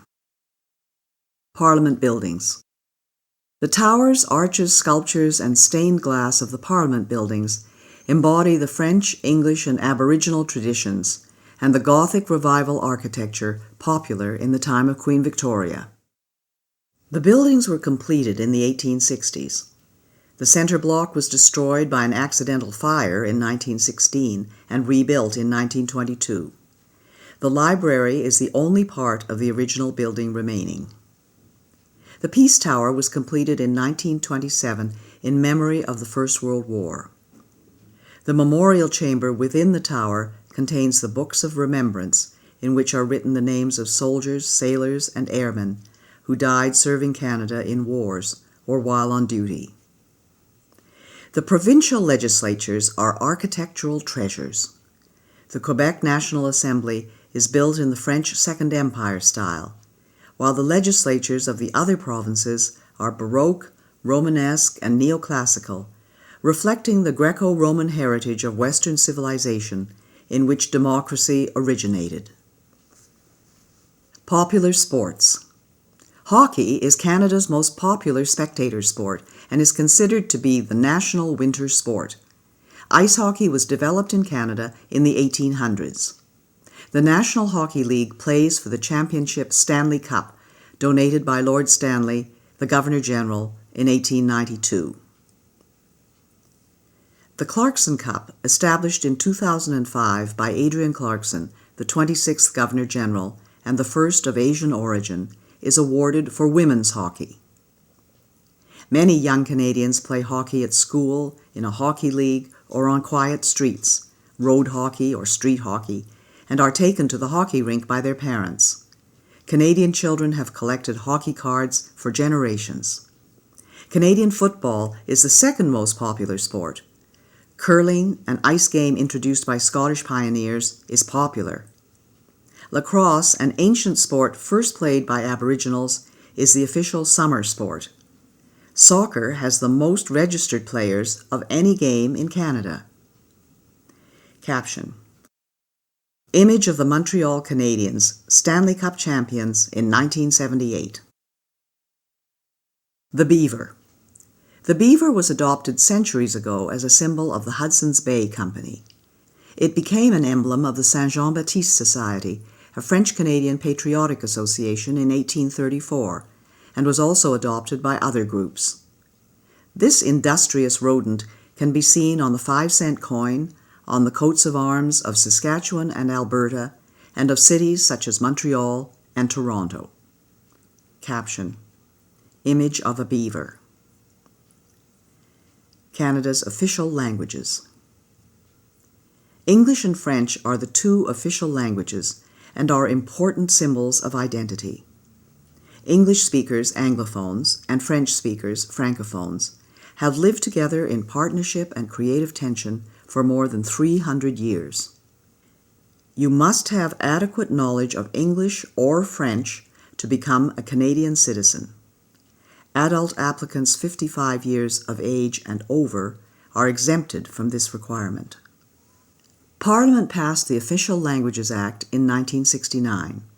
It has three main objectives: establish equality between French and English in Parliament, the Government of Canada, and institutions subject to the Act; maintain and develop official language minority communities in Canada; and promote equality of French and English in Canadian society. Caption: Image of the Royal Canadian Mounted Police in Ottawa.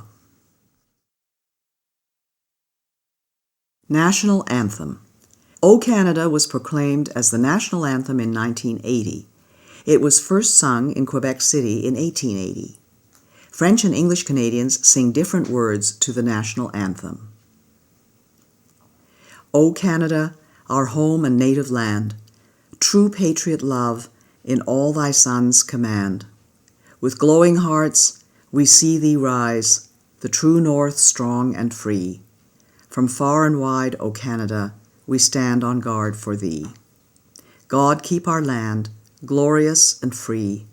O Canada, we stand on guard for thee. O Canada, we stand on guard for thee.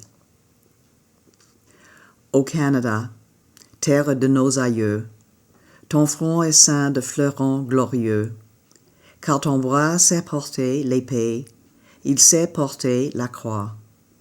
Ton histoire est une épopée des plus brillants exploits, et ta valeur, de foi trompée, protégera nos foyers et nos droits, protégera nos foyers et nos droits. Royal Anthem. The Royal Anthem of Canada, God Save the Queen, or King, can be played or sung on any occasion when Canadians wish to honor the sovereign. God Save the Queen. God save our gracious Queen, long live our noble Queen. God save the Queen. Send her victorious, happy and glorious, long to reign over us. God save the Queen. Dieu protège la reine. Dieu protège la reine de sa main souveraine. Vive la reine, qu'un règne glorieux, long et victorieux, ronde son peuple heureux. Vive la reine. The Order of Canada and other honors. All countries have ways to recognize outstanding citizens.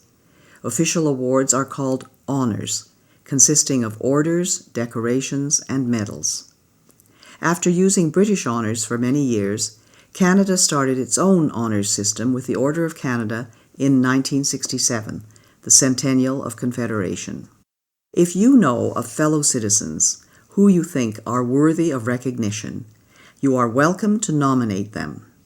Information on nominations for many of these honors can be found at www.gg.ca/document.aspx?ID = 70 $LAN = ENG. Caption. Image of Oscar Peterson with caption: Jazz pianist Oscar Peterson receives the Order of Canada from Roland Michener, the 20th Governor-General, in 1973. In the center are Nora Michener and a portrait of Vincent Massey, the 18th Governor General. The Victoria Cross. The Victoria Cross, VC, is the highest honor available to Canadians and is awarded for the most conspicuous bravery, a daring or preeminent act of valor or self-sacrifice, or extreme devotion to duty in the presence of the enemy. The VC has been awarded to 96 Canadians since 1854. 6 recipients are included below with their images. Then Lieutenant Alexander Roberts Dunn, born in present-day Toronto, served in the British Army in the charge of the Light Brigade at Balaclava, 1854, in the Crimean War, and was the first Canadian to be awarded the Victoria Cross. Able seaman William Hall of Horton, Nova Scotia, whose parents were American slaves, was the first black man to be awarded the VC for his role in the Siege of Lucknow during the Indian Rebellion of 1857. Corporal Philip Konowal, born in Ukraine, showed exceptional courage in the Battle of Hill 70 in 1917 and became the first member of the Canadian Corps not born in the British Empire to be awarded the VC.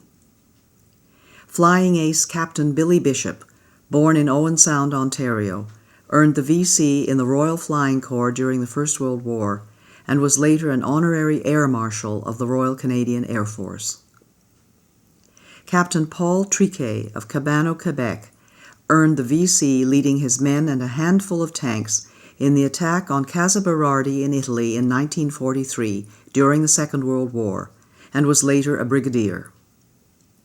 Lieutenant Robert Hampton Gray, a Navy pilot born in Trail, BC, was killed while bombing and sinking a Japanese warship in August 1945, a few days before the end of the Second World War, and was the last Canadian to receive the VC to date. National public holidays and other important dates. The following are some national holidays and important dates in Canada. New Year's Day is January 1st. Sir John A. Macdonald Day is January 11th. Good Friday is the Friday immediately preceding Easter Sunday. Easter Monday is the Monday immediately following Easter Sunday. Vimy Day is April 9th. Victoria Day is the Monday preceding May 25th, which is the Sovereign's birthday. Fête Nationale is a holiday celebrated in Quebec on June 24th, which is the feast of St. John the Baptist. Canada Day is July 1st. Labor Day is the first Monday of September. Thanksgiving Day is the second Monday of October. Remembrance Day is November 11th. Sir Wilfrid Laurier Day is November 20th. Christmas Day is December 25th. Boxing Day is December 26th. Canada's economy, a trading nation. Canada has always been a trading nation, and commerce remains the engine of economic growth. As Canadians, we could not maintain our standard of living without engaging in trade with other nations. In 1988, Canada enacted free trade with the United States. Mexico became a partner in 1994 in the broader North American Free Trade Agreement, NAFTA, with over 444 million people and over $1 trillion in merchandise trade in 2008. Today, Canada has one of the 10 largest economies in the world and is part of the G8 group of leading industrialized countries, with the United States, Germany, the United Kingdom, Italy, France, Japan, and Russia. Canada's economy includes 3 main types of industries. Service industries provide thousands of different jobs in areas like transportation, education, healthcare, construction, banking, communications, retail services, tourism, and government. More than 75% of working Canadians now have jobs in service industries. Manufacturing industries make products to sell in Canada and around the world.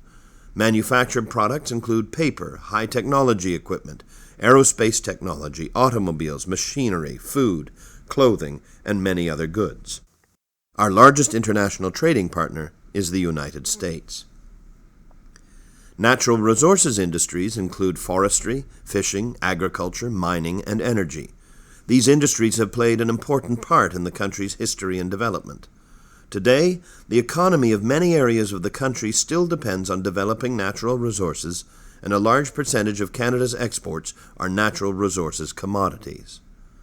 Caption: Images of a lumber truck, of oil pump jacks in Alberta, of Atlantic lobster, and of a hydroelectric dam on the Saguenay River, Quebec. Canada enjoys close relations with the United States, and each is the other's largest trading partner. Over 3/4 of Canadian exports are destined for the USA. In fact, we have the biggest bilateral trading relationship in the world. Integrated Canada-USA supply chains compete with the rest of the world. Canada exports billions of dollars worth of energy products, industrial goods, machinery, equipment, automotive, agricultural, fishing and forestry products, and consumer goods every year. Millions of Canadians and Americans cross every year and in safety what is traditionally known as the world's longest undefended border. At Blaine, in the state of Washington, the Peace Arch, inscribed with the words, "Children of a common mother" and "Brethren dwelling together in unity," symbolizes our close ties and common interests. Caption: Images of a car assembly plant in Oakville, Ontario, of the Port of Vancouver, of a research laboratory, of RIM's BlackBerry device, and of ice wine grapes in the Niagara region in Ontario. Canada's regions. Canada is the second largest country on Earth, with 10 million square kilometers. 3 oceans line Canada's frontiers: the Pacific Ocean in the west, the Atlantic Ocean in the east, and the Arctic Ocean to the north. Along the southern edge of Canada lies the Canada-United States boundary. Both Canada and the USA are committed to a safe, secure, and efficient frontier. The regions of Canada. Canada includes many different geographical areas and 5 distinct regions, which are the Atlantic Provinces, Central Canada, the Prairie Provinces, the West Coast, and the Northern Territories. The national capital. Ottawa, located on the Ottawa River, was chosen as the capital in 1857 by Queen Victoria, the great-great-grandmother of Queen Elizabeth II. Today, it is Canada's 4th largest metropolitan area. The National Capital Region, 4,700 square kilometers surrounding Ottawa, preserves and enhances the area's built heritage and natural environment. Caption: Image of the Ottawa's Rideau Canal with caption, "Ottawa's Rideau Canal, once a military waterway, is now a tourist attraction and winter skateway." Provinces and territories. Canada has 10 provinces and 3 territories. Each province and territory has its own capital city. You should know the capital of your province or territory as well as that of Canada. Population.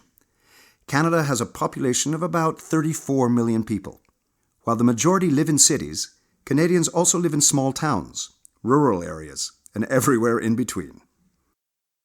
Caption: Images of the Banff National Park in Alberta and of Peggy's Cove Harbour in Nova Scotia. The following list identifies the capital cities in each province and territory.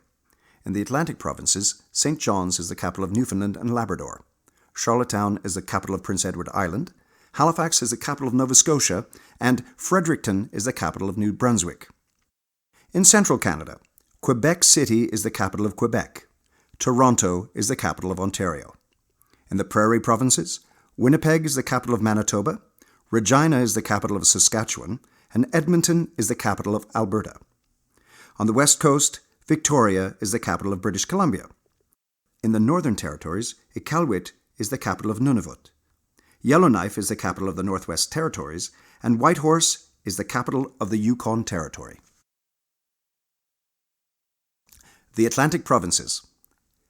Atlantic Canada's coasts and natural resources, including fishing, farming, forestry, and mining, have made these provinces an important part of Canada's history and development.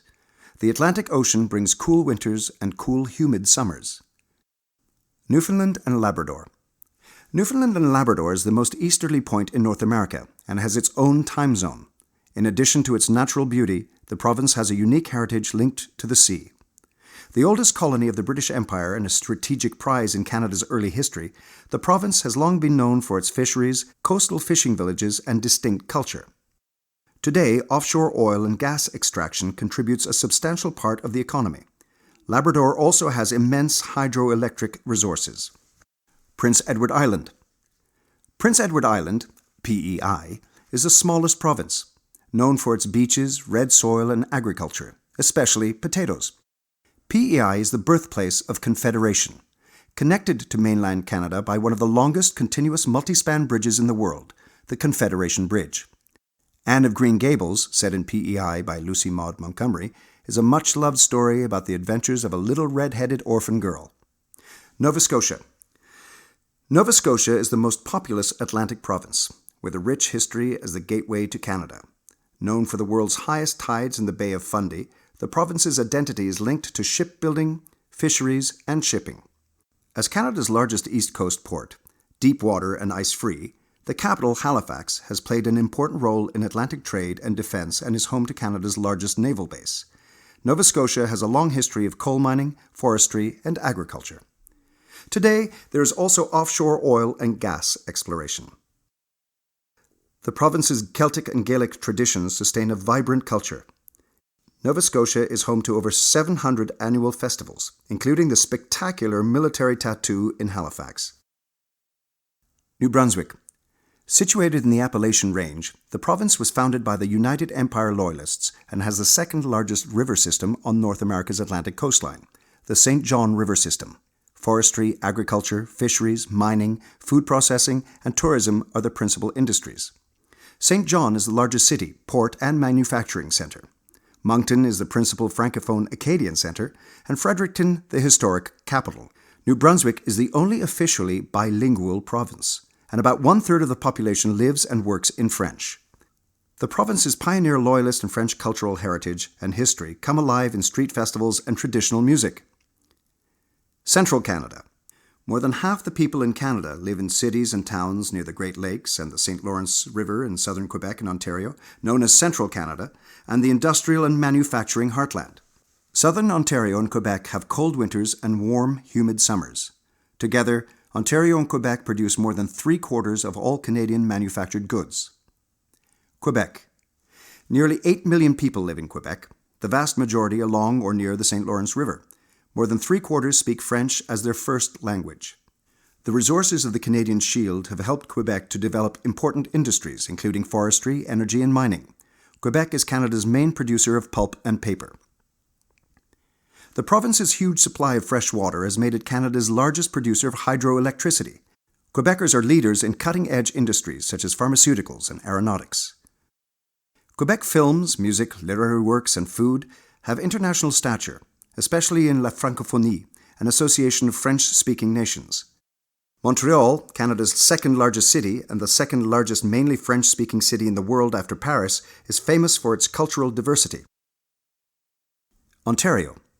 At more than 12 million, the people of Ontario make up more than one-third of Canadians. The large and culturally diverse population, natural resources, and strategic location contribute to a vital economy. Toronto is the largest city in Canada and the country's main financial centre. Many people work in the service or manufacturing industries, which produce a large percentage of Canada's exports. The Niagara region is known for its vineyards, wines, and fruit crops. Ontario farmers raise dairy and beef cattle, poultry, and vegetable and grain crops. Founded by United Empire Loyalists, Ontario also has the largest French-speaking population outside of Quebec, with a proud history of preserving their language and culture. There are 5 Great Lakes located between Ontario and the United States: Lake Ontario, Lake Erie, Lake Huron, Lake Michigan in the USA, and Lake Superior, the largest freshwater lake in the world. Prairie provinces. Manitoba, Saskatchewan, and Alberta are the prairie provinces, rich in energy resources and some of the most fertile farmland in the world. The region is mostly dry with cold winters and hot summers. Manitoba. Manitoba's economy is based on agriculture, mining, and hydroelectric power generation. The province's most populous city is Winnipeg, whose Exchange District includes the most famous street intersection in Canada, Portage and Main.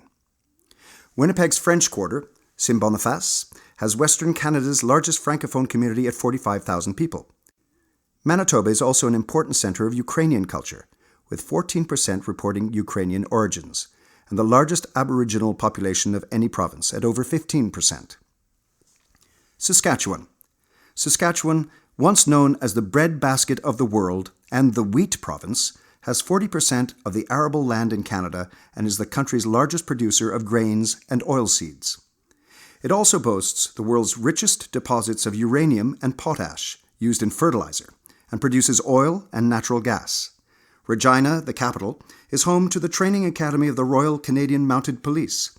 Saskatoon, the largest city, is the headquarters of the mining industry and an important educational, research, and technology centre. Alberta. Alberta is the most populous prairie province. The province and the world-famous Lake Louise in the Rocky Mountains were both named after Princess Louise Caroline Alberta, fourth daughter of Queen Victoria. Alberta has 5 national parks, including Banff National Park, established in 1885. The rugged Badlands house some of the world's richest deposits of prehistoric fossils and dinosaur finds. Alberta is the largest producer of oil and gas, and the oil sands in the north are being developed as a major energy source. Alberta is also renowned for agriculture, especially for the vast cattle ranches that make Canada one of the world's major beef producers. The West Coast. British Columbia is known for its majestic mountains and as Canada's Pacific Gateway. The Port of Vancouver, Canada's largest and busiest, handles billions of dollars in goods traded around the world. Warm air streams from the Pacific Ocean gives the BC coast a temperate climate. British Columbia. British Columbia, or BC, on the Pacific coast, is Canada's westernmost province, with a population of 4 million. The Port of Vancouver is our gateway to the Asia-Pacific. About 1/2 of all the goods produced in BC are forestry products, including lumber, newsprint, and pulp and paper products, the most valuable forestry industry in Canada. BC is also known for mining, fishing, and the fruit orchards and wine industry of the Okanagan Valley. BC has the most extensive park system in Canada, with approximately 600 provincial parks. The province's large Asian communities have made Chinese and Punjabi the most spoken languages in the cities after English. The capital, Victoria, is a tourist centre and headquarters of the Navy's Pacific Fleet. The Northern Territories. The Northwest Territories, Nunavut, and Yukon contain 1/3 of Canada's landmass but have a population of only 100,000 people. There are gold, lead, copper, diamond, and zinc mines. Oil and gas deposits are being developed. The North is often referred to as the land of the midnight sun because at the height of summer, daylight can last up to 24 hours. In the winter, the sun disappears and darkness sets in for 3 months. The Northern Territories have long, cold winters and short, cool summers. Much of the North is made up of tundra, the vast rocky Arctic plain. Because of the cold Arctic climate, there are no trees on the tundra and the soil is permanently frozen. Some continue to earn a living by hunting, fishing, and trapping. Inuit art is sold throughout Canada and around the world. Yukon. Thousands of miners came to the Yukon during the gold rush of the 1890s. As celebrated in the poetry of Robert W. Service, mining remains a significant part of the economy. The White Pass and Yukon Railway opened from Skagway in neighboring Alaska to the territorial capital, Whitehorse, in 1900, and provides a spectacular tourist excursion across precipitous passes and bridges. Yukon holds the record for the coldest temperature ever recorded in Canada, minus 63 degrees Celsius. Caption. Images of Mount Logan and Sir William Logan with caption. Mount Logan, located in the Yukon, is the highest mountain in Canada. It is named in honour of Sir William Logan, a world-famous geologist, born in Montreal in 1798 to Scottish immigrant parents. Logan founded and directed the Geological Survey of Canada from 1842 to 1869 and is considered one of Canada's greatest scientists. Northwest Territories. The Northwest Territories, NWT, were originally made up in 1870 from Rupert's Land and the Northwestern Territory. The capital, Yellowknife, with a population of 20,000, is called the Diamond Capital of North America. More than half the population is Aboriginal, Dene, Inuit, and Métis. The Mackenzie River, at 4,200 kilometers, is the second longest river system in North America after the Mississippi and drains an area of 1.8 million square kilometers. Nunavut. Nunavut, meaning our land in Inuktitut, was established in 1999 from the eastern part of the Northwest Territories, including all of the former district of Keewatin. The capital is Iqaluit, formerly Frobisher Bay, named after the English explorer Martin Frobisher, who penetrated the uncharted Arctic for Queen Elizabeth I in 1576. The 19-member Legislative Assembly chooses a premier and ministers by consensus. The population is about 85% Inuit, and Inuktitut is an official language and the first language in schools. Captions. Image of an Inuit boy in Nunavut. Image of a caribou with caption. The caribou, also called reindeer, is a popular game for hunters and a symbol of Canada's north. The Canadian Rangers. Canada's vast north brings security and sovereignty challenges. Dealing with harsh weather conditions in an isolated region, the Canadian Rangers, part of the Canadian Forces Reserves, militia, play a key role. Drawing on Indigenous knowledge and experience, the Rangers travel by snowmobile in the winter and all-terrain vehicles in the summer from Resolute to the magnetic North Pole and keep the flag flying in Canada's Arctic.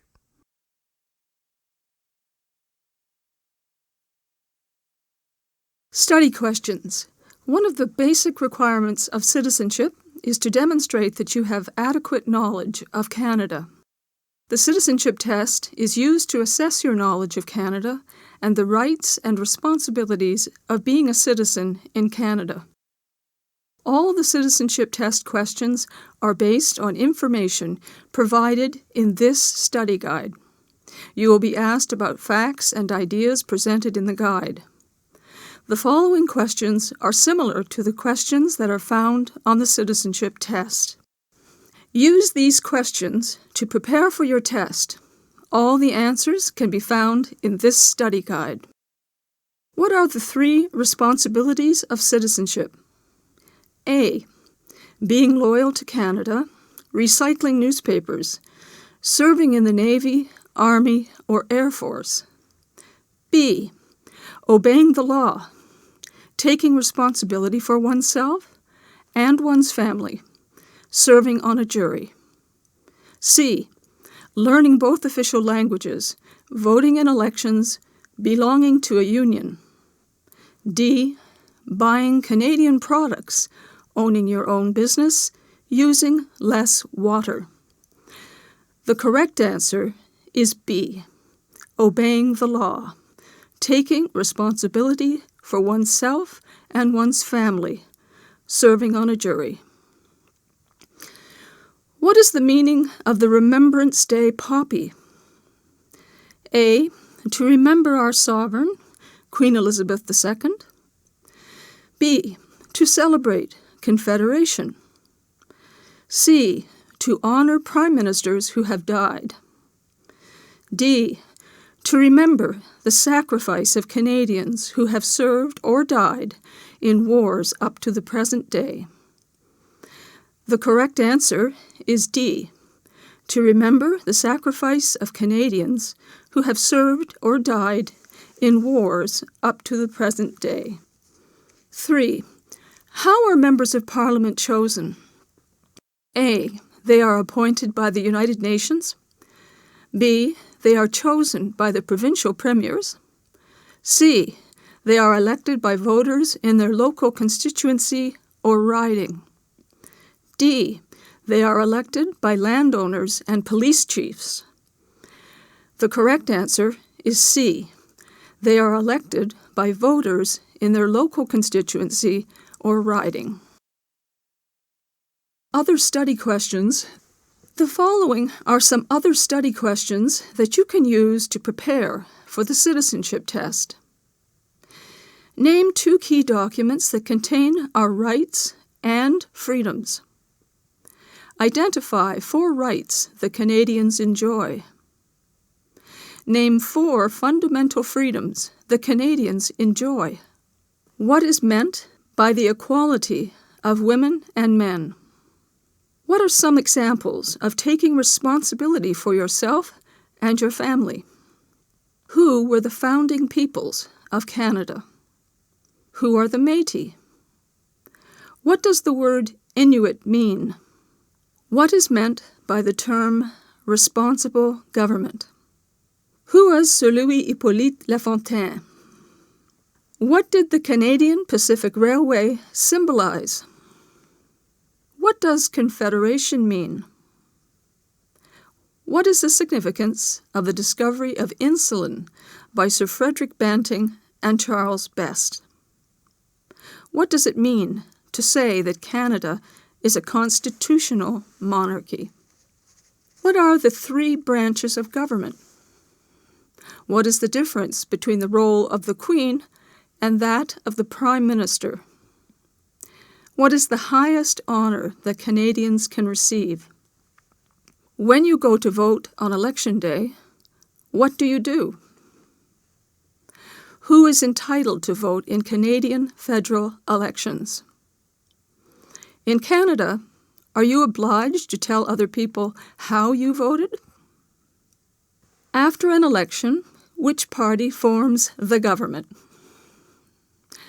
Who is your member of Parliament? What are the three levels of government? What is the role of the courts in Canada? In Canada, are you allowed to question the police about their service or conduct? Name 2 Canadian symbols. What provinces are referred to as the Atlantic provinces? What is the capital of the province or territory that you live in? For more information about Canadian citizenship, you can obtain citizenship application information and take advantage of the many resources that are available by telephone. For all areas within Canada, the toll-free call centre number is 1-888-242-2100. Online. You can visit the Citizenship and Immigration website at www.cic.gc.ca.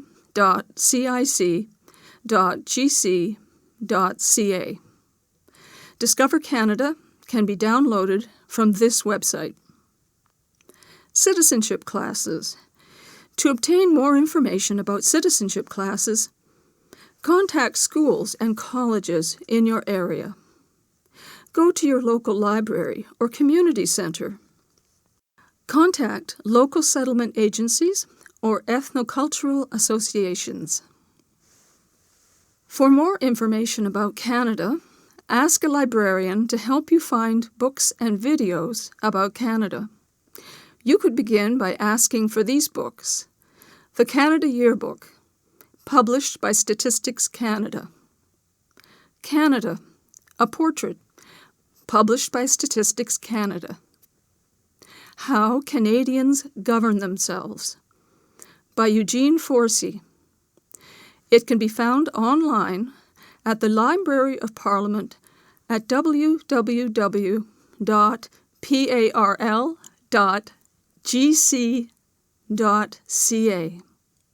The Canadian Encyclopedia, including the Youth Encyclopedia of Canada, www.thecanadianencyclopedia.com.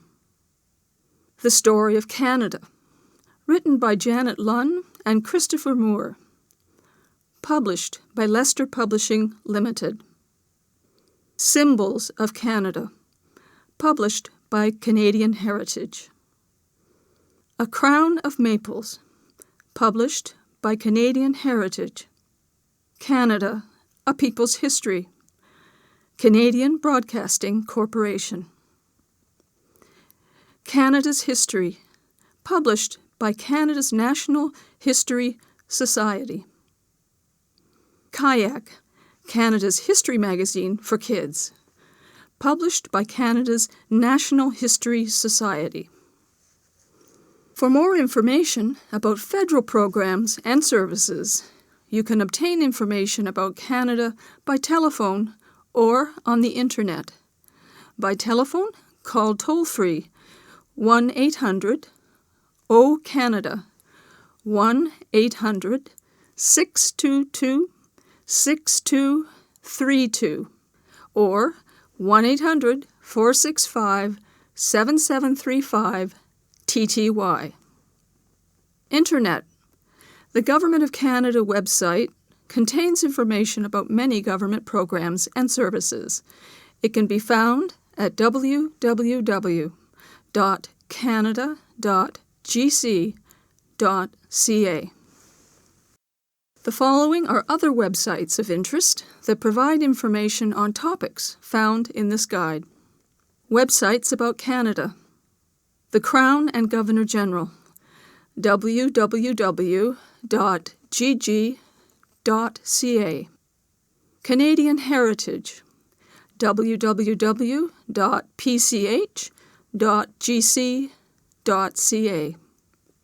Atlas of Canada, atlas.nrcan.gc.ca/site/index.html. Teachers and Youth Corner, www.cic.gc.ca/English/Games/index.asp. Parks Canada, www.parkscanada.gc.ca. Institute for Canadian Citizenship, www.icc-icc.ca. The Historica Dominion Institute, www.historica-dominion.ca. The Canadian Experience, a civic literacy project for the new mainstream, www.cdnexperience.ca. Websites about Canadian history. Canadian Confederation, www.collectionscanada.gc.ca/index-e.html. Confederation for Kids, www.confederation-kids-index-e.html.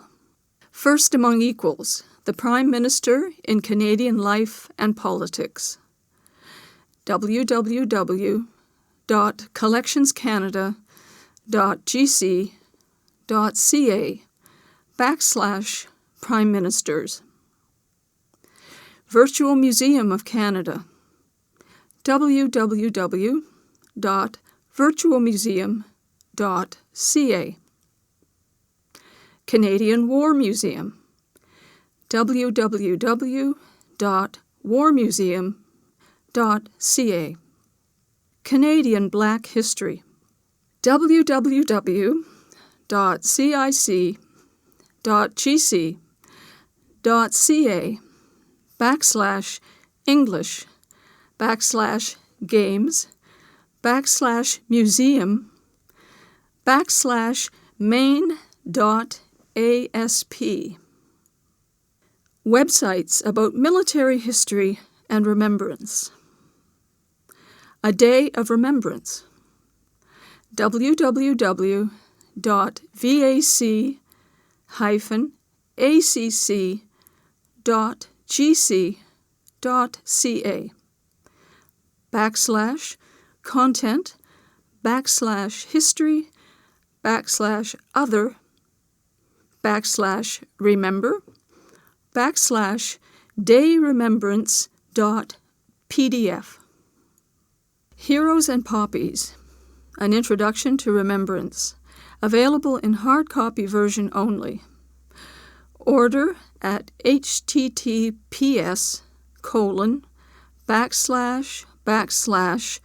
CR orders hyphen command ESCSS dot VAC hyphen ACC dot GC dot CA backslash order dot PHP question mark M equal sign item underscore list ampersand C equal sign education kits. Canada remembers www.vac-acc.gc.ca backslash remembers backslash sub.cfm question mark source equal sign history backslash info sheets. Historical booklets www.vac-acc.gc.ca backslash remembers backslash sub.cfm question mark source equal sign history backslash series. Websites about government. Parliament of Canada. www.parl.gc.ca. I can vote. www.elections.ca backslash content underscore youth.asp question mark section equal sign YTH ampersand DIR equal sign RES backslash GEN backslash CAN ampersand document equal sign index ampersand LANG equal sign E ampersand text only equal sign false. Canada's system of justice. www.justice.gc.ca backslash ENG backslash DEPT hyphen MIN backslash PUB backslash JUST. Websites about geography. Geography quizzes. http://atlas.nrcan.gc.ca backslash site backslash English backslash learning resources backslash quizzes backslash index.html.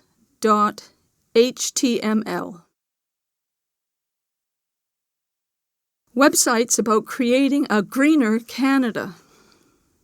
Sustainable development. www.pc.gc.ca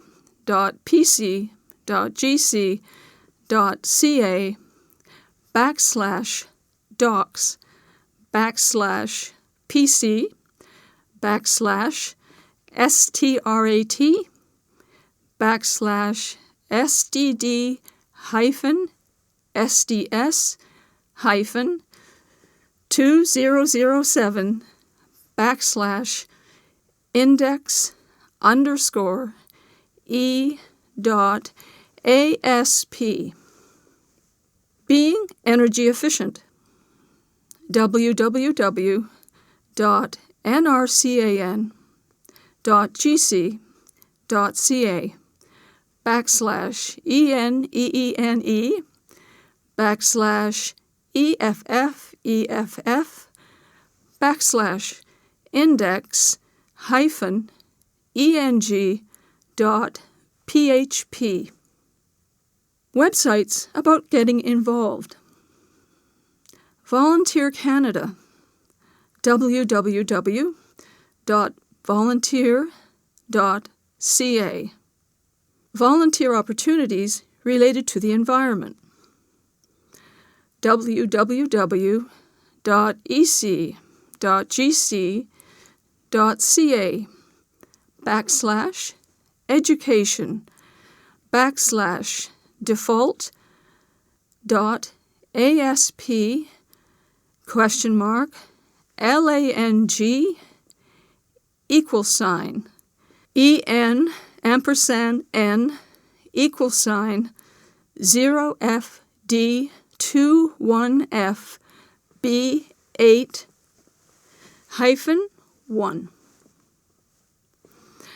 Websites about travel in Canada. Newfoundland and Labrador, www.newfoundlandlabrador.com. Prince Edward Island, www.gentleisland.com. Nova Scotia, www.novascotia.com. New Brunswick, www.tourismnewbrunswick.ca. Quebec, www.bonjourquebec.com. Ontario, www.ontariotravel.net. Manitoba, www.travelmanitoba.com. Saskatchewan, www.sasktourism.com. Alberta, www.travelalberta.com. British Columbia, www.hellobc.com. Nunavut, www.nunavuttourism.com. Northwest Territories, www.spectacularnwt.com. Yukon Territory, www.travelyukon.com. Caption: Image of the Confederation Bridge with caption. The Confederation Bridge joins the provinces of New Brunswick and Prince Edward Island. At almost 13 kilometers in length, the bridge is the longest in the world to cross water that freezes in winter. Acknowledgements. The following Government of Canada departments and agencies were involved in the development of Discover Canada: Canadian Heritage, Canadian Human Rights Commission, Citizenship and Immigration Canada, Office of the Commissioner of Official Languages, Elections Canada, Environment Canada, Indian and Northern Affairs Canada, Industry Canada, Justice Canada, Library and Archives Canada, Library of Parliament, Natural Resources Canada, Parks Canada, Veterans Affairs Canada. The following organizations were involved in the development of Discover Canada: Canada's National History Society, Fédération de communautés francophones et acadiennes du Canada, FCFA. The Historica Dominion Institute, Institute for Canadian Citizenship. The following individuals were involved in the development of Discover Canada: Dr. Janet Azenstadt, Mr. Curtis Barlow, Dr. Randy Boyagoda, Mr. Marc Chalafaux, General Jean de Castellan, the Right Honourable Adrian Clarkson, Mr. Andrew Cohen, Mr. Alex Colville, Ms. Anne Dadson, Dr. Xavier Gelina, Dr. Jack Granatstein, Mr. Rudyard Griffiths, Dr. Linda Haverstock, Dr. Peter Henshaw, Dr. D. Michael Jackson, Senator Serge Joel, Dr. Margaret McMillan, Dr. Christopher McCreary, Mr. James Marsh, Father Jacques Monet, Dr. Jim Miller, Ms. Deborah Morrison, Dr. Desmond Morton, Mr. Bernard Potier, Mr. Colin Robertson, Dr. John Ralston Saul. Authorities. The following are the legal authorities under which Canada's citizenship program is administered.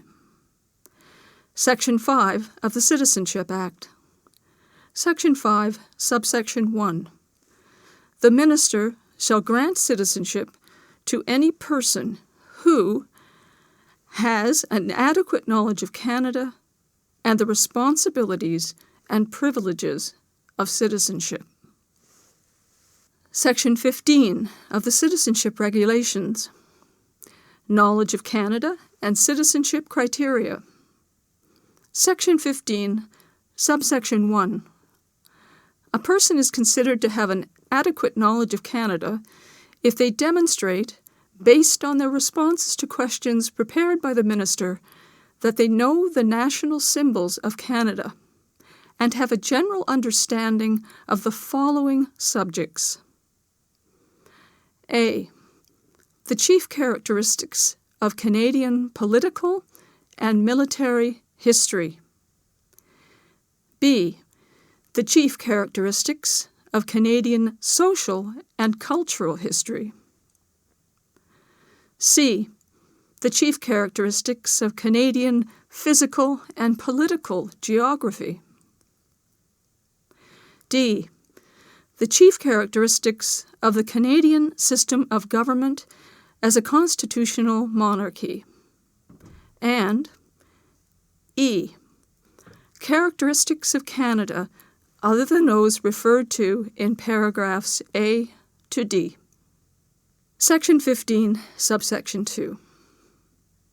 A person is considered to have an adequate knowledge of the responsibilities and privileges of citizenship if they demonstrate, based on the responses to questions prepared by the Minister, that they have a general understanding of the following subjects. A. Participation in the Canadian democratic process. B.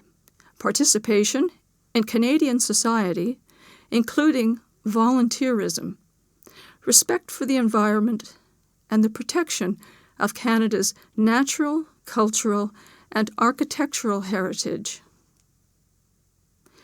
C. Respect for the rights, freedoms, and obligations set out in the laws of Canada. And D. The responsibilities and privileges of citizenship other than those referred to in paragraphs A to C. Memorable quotes. For here in Canada, I want the marble to remain the marble, the granite to remain the granite, the oak to remain the oak, and out of these elements, I would build a nation great among the nations of the world. Sir Wilfrid Laurier, 7th Prime Minister of Canada, July 11, 1896 to October 6, 1911. I am a Canadian, free to speak without fear, free to worship in my own way, free to stand for what I think right, free to oppose what I believe wrong, or free to choose those who shall govern my country. This heritage of freedom I pledge to uphold for myself and all mankind. John Diefenbaker, 13th Prime Minister of Canada, June 21, 1957 to April 22, 1963. These quotes do not need to be learned for the citizenship test.